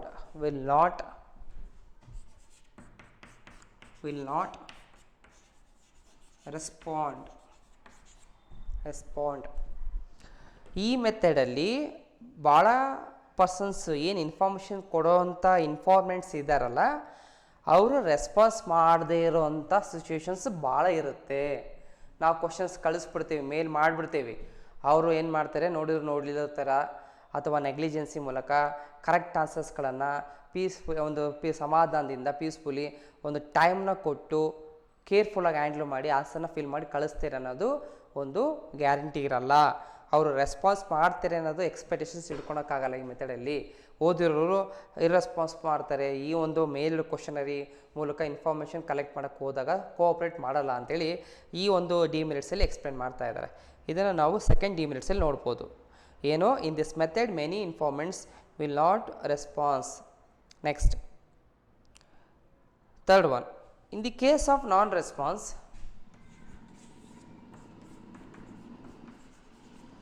in the case of non response follow up work is essential. Follow up work is essential. Okay, third ಡಿಮೆರಿಟ್ಸಲ್ಲಿ ಹೇಳ್ತಾ ಇದ್ದಾರೆ, in the case of non response ಮಾಡದೇ ಇರುವಂಥ ಒಂದು ಸಿಚುವೇಷನಲ್ಲಿ, ಕೇಸಲ್ಲಿ follow up work is essential. ಈಗ ನಾವು ಹೇಳಿದ್ವಿ ಸೆಕೆಂಡ್ ಪಾಯಿಂಟಲ್ಲಿ ಇನ್ಫಾರ್ಮೇಷನ್ ಕೊಡುವಂಥ ಈ ಇನ್ಫಾರ್ಮೆಂಟ್ಸು ರೆಸ್ಪಾನ್ಸೇ ಮಾಡಲ್ಲ ಈ ಮೆಥಡಲ್ಲಿ ಅಂತೇಳಿ ಅಂತ ಹೇಳ್ತಾ ಹೋಗ್ತಾರೆ. ಈ ಮೆಥಡ್ನ ಫಾಲೋ ಮಾಡಿದರೆ ಭಾಳ ಜನ ಇನ್ಫಾರ್ಮೇಷನ್ನ ಕರೆಕ್ಟಾಗಿ ಕೊಡೋಲ್ಲ ಅಂತ ಹೇಳಿದ್ದಾರೆ. ಕರೆಕ್ಟು, ಅಕ್ಸೆಪ್ಟ್ ಮಾಡೋದಂತೆ. ಹಾಗಾದರೆ ಅವರು ಕರೆಕ್ಟಾಗಿ ಇನ್ಫಾರ್ಮೇಷನ್ ಕೊಡಲ್ಲ ಅಂದಾಗ ಅದನ್ನು ನಾವು ಫಾಲೋ ಅಪ್ ಮಾಡಿಕೊಂಡು ಮತ್ತು ಇನ್ಫಾರ್ಮೇಷನ್ಸ್ಗಳನ್ನು ಕಲೆಕ್ಟ್ ಮಾಡೋದಕ್ಕೆ ಇಲ್ಲಿ ಭಾಳ ಇಂಪಾರ್ಟೆಂಟ್ ಆಗುತ್ತೆ, ಎಸೆನ್ಷಿಯಲ್ ಆಗುತ್ತೆ ಅಂತ ಹೇಳಿದ್ದಾರೆ. ಅದನ್ನು ಈಗ ಯಾರೋ ನಾನು ರೆಸ್ಪಾನ್ಸ್ ಮಾಡಿದ್ದಾನೆ, ಒಬ್ಬ ಕ್ವಶನ್ಸ್ ಕೇಳ್ತಿದ್ದೀನಿ, ರೆಸ್ಪಾನ್ಸ್ ಮಾಡ್ತಾ ಇಲ್ಲ, ಹಾಗಂತ ಸುಮ್ಮನೆ ಬಿಡೋಕ್ಕಾಗಲ್ಲ. ಅವರಿಂದ ಹೇಗಾದರೂ ಮಾಡಿ ವರ್ಕ್ನ ನಾವು ಫಾಲೋ ಮಾಡಲೇಬೇಕು. Follow of work is essential. Work ಮಾಡಲೇಬೇಕು. ವರ್ಕ್ ಮಾಡಿ ಅವರಿಂದ ಇನ್ಫಾರ್ಮೇಷನ್ನ ಅವರಿಂದ ನಾವು ಹೆಂಗೋ ಬೇರೆ ಒಂದು ರೀತಿಯಿಂದನೂ ನಾವು ಇನ್ಫಾರ್ಮೇಷನ್ನ ಕಲೆಕ್ಟ್ ಮಾಡಬೇಕಂತ, ಬೇರೆ ವೇಯಿಂದ ಕಲೆಕ್ಟ್ ಮಾಡಬೇಕಂತ ಒಂದು ನೀಡ್ ಆಗುತ್ತೆ ನಮಗೆ. ಸೊ ಎಸೆನ್ಷಿಯಲ್ ಆಗುತ್ತೆ ಅಂತೇಳಿ ಹೇಳಿದ್ದಾರೆ. ಇದು ಈ ರೀತಿ ಇರೋದಕ್ಕೆ ಇದು ನಮಗೆ ಬೇಗ ಆನ್ಸರು ರೆಸ್ಪಾನ್ಸ್ ಮಾಡದೇ ಇರೋದೇ ನಮಗೆ ಮತ್ತೆ ವರ್ಕ್ನ ಫಾಲೋ ಅಪ್ ಮಾಡಬೇಕು, ಡಬಲ್ ರಿಸ್ಕು. ಈ ಡಬಲ್ ರಿಸ್ಕ್ ಇರೋದಕ್ಕೋಸ್ಕರನೇ ಇದನ್ನು ಡಿಮೆರಿಟ್ಸ್ ಅಂತೇಳಿ ಇಲ್ಲಿ ಹೇಳಿದ್ದಾರೆ. ಇದಿಷ್ಟು ನಾವು ಮೇಲ್ಡ್ ಕ್ವಶನರಿಯಲ್ಲಿ ನಾವು ಡಿಸ್ಕಸ್ ಮಾಡ್ಬೋದು. ಇದು ಮೇಲ್ಡ್ ಕ್ವಶನರಿ.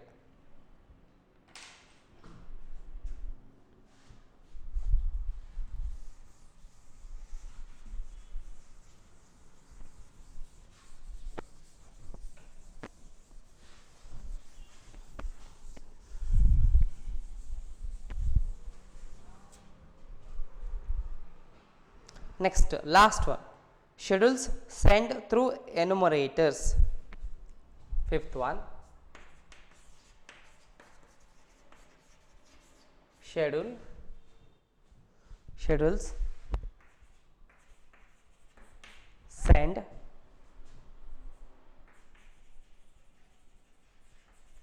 through enumerators. Schedule send through enumerators ಅಂತ ಹೇಳಿ ಇದು ಪ್ರೈಮರಿ ಡಾಟಾನ ಕಲೆಕ್ಟ್ ಮಾಡೋಂಥ ಒಂದು ಮೆಥಡ್. ಇದು ಲಾಸ್ಟ್ ಮೆಥಡ್ ಆಗುತ್ತೆ ಇಲ್ಲಿ ಡಿಸ್ಕಷನಲ್ಲಿ. ಇಲ್ಲಿ ಏನು ಯಾವ ರೀತಿ ಒಂದು ಎನ್ಯುಮರೇಟರಿಗೆ ಮೂಲಕ ಇಲ್ಲಿ ಇನ್ಫಾರ್ಮೇಷನ್ ಕಲೆಕ್ಟ್ ಮಾಡ್ತಾರೆ ಅಂದರೆ, ಹೆಸರೇ ಒಂದು ಶೆಡ್ಯೂಲ್ ಫಿಕ್ಸ್ ಮಾಡ್ತಾರೆ. ಆ ಶೆಡ್ಯೂಲ್ನ ಸೆಂಡ್ ಮಾಡಿ ಆ ಒಂದು ಎನ್ಯುಮರೇಟರ್ ಅಂತ ಯಾರಿರ್ತಾರೆ ಆ ಎನ್ಯುಮರೇಟರಿಂದ ಇನ್ಫಾರ್ಮೇಷನ್ನ ಕಲೆಕ್ಟ್ ಮಾಡ್ತಾ ಹೋಗ್ತಾರೆ. ಸೊ ಇದನ್ನು ನಾವು ಇಲ್ಲಿ ಯಾವ ರೀತಿ ಇದೆ ಏನಿದೆ ಅಂತ ಡಿಸ್ಕಸ್ ಮಾಡಬೇಕು. ಇದೆಲ್ಲದಕ್ಕಿಂತ ಮೊದಲೇ ಎನ್ಯುಮರೇಟರನ್ನು ನಾವು ಲಾಸ್ಟ್ ಪ್ರೀವಿಯಸ್ ಕ್ಲಾಸಲ್ಲಿ ಡಿಸ್ಕಸ್ ಮಾಡಿದ್ದೀವಿ. The person who collects the information is called as the enumerator. ಯಾರು ಒಬ್ಬ ಪರ್ಸನಿಂದ ಇನ್ಫಾರ್ಮೇಷನ್ ಕೊಡೋ ವ್ಯಕ್ತಿಯಿಂದ ಒಂದು ಇನ್ಫಾರ್ಮೇಷನ್ನ ಕಲೆಕ್ಟ್ ಮಾಡ್ತಾರೆ, ಅವರೇ ಎನ್ಯುಮರೇಟರು. ಆ ಎನ್ಯುಮರೇಟರಿಗೆ ಒಂದು ಶೆಡ್ಯೂಲ್ನ ಫಿಕ್ಸ್ ಮಾಡಿ ಅದನ್ನು ಸೆಂಡ್ ಮಾಡಿ ಆ ಒಂದು ಶೆಡ್ಯೂಲಲ್ಲೇ ಒಂದು ಎಲ್ಲ ಇನ್ಫಾರ್ಮೇಷನ್ಸ್ಗಳನ್ನು ಕರೆಕ್ಟಾಗಿ ಕಲೆಕ್ಟ್ ಮಾಡೋವಂಥ ಒಂದು ಪ್ರೋಸೆಸ್ನ ಮಾಡೋವಂಥ ಒಂದು ಮೆಥಡೇ ಶೆಡ್ಯೂಲ್ಸ್ ಸೆಂಡ್ ಥ್ರೂ ಎನ್ಯುಮರೇಟರ್ಸ್ ಅಂತೇಳಿ. ಇದನ್ನು ಇಲ್ಲಿ ಏನು ಯಾವ ರೀತಿ ಎಕ್ಸ್ಪ್ಲೇನ್ ಮಾಡ್ತಾರೆ ಅಬ್ಸರ್ವ್ ಮಾಡ್ತಾ ಹೋದಾಗ, it is a widely used method of collection of primary data. ಇದನ್ನು ಭಾಳ ಕಡೆ ಯೂಸ್ ಮಾಡ್ತಾ ಇದ್ದಾರೆ. A number of enumerator are selected and trained for this purpose. So ಇದಕ್ಕೋಸ್ಕರ ಈ ಇನ್ಫಾರ್ಮೇಷನ್ನ ಪ್ರೈಮರಿ ಡಾಟಾನ ಕಲೆಕ್ಟ್ ಮಾಡೋದಕ್ಕೋಸ್ಕರ ಈ ಸುಮಾರು ಎನ್ಯುಮರೇಟರ್ಸ್ಗೂ ಅಪಾಯಿಂಟ್ ಆಗಿರ್ತಾರೆ, ಅವರಿಗೆ ಟ್ರೈನಿಂಗ್ ಕೊಟ್ಟಿರ್ತಾರೆ. ಸೊ ಅವ್ರನ್ನ ಸೆಲೆಕ್ಟ್ ಮಾಡಿ ಟ್ರೈನಿಂಗ್ ಕೊಟ್ಟಿರ್ತಾರೆ. Year trained investigator collects the data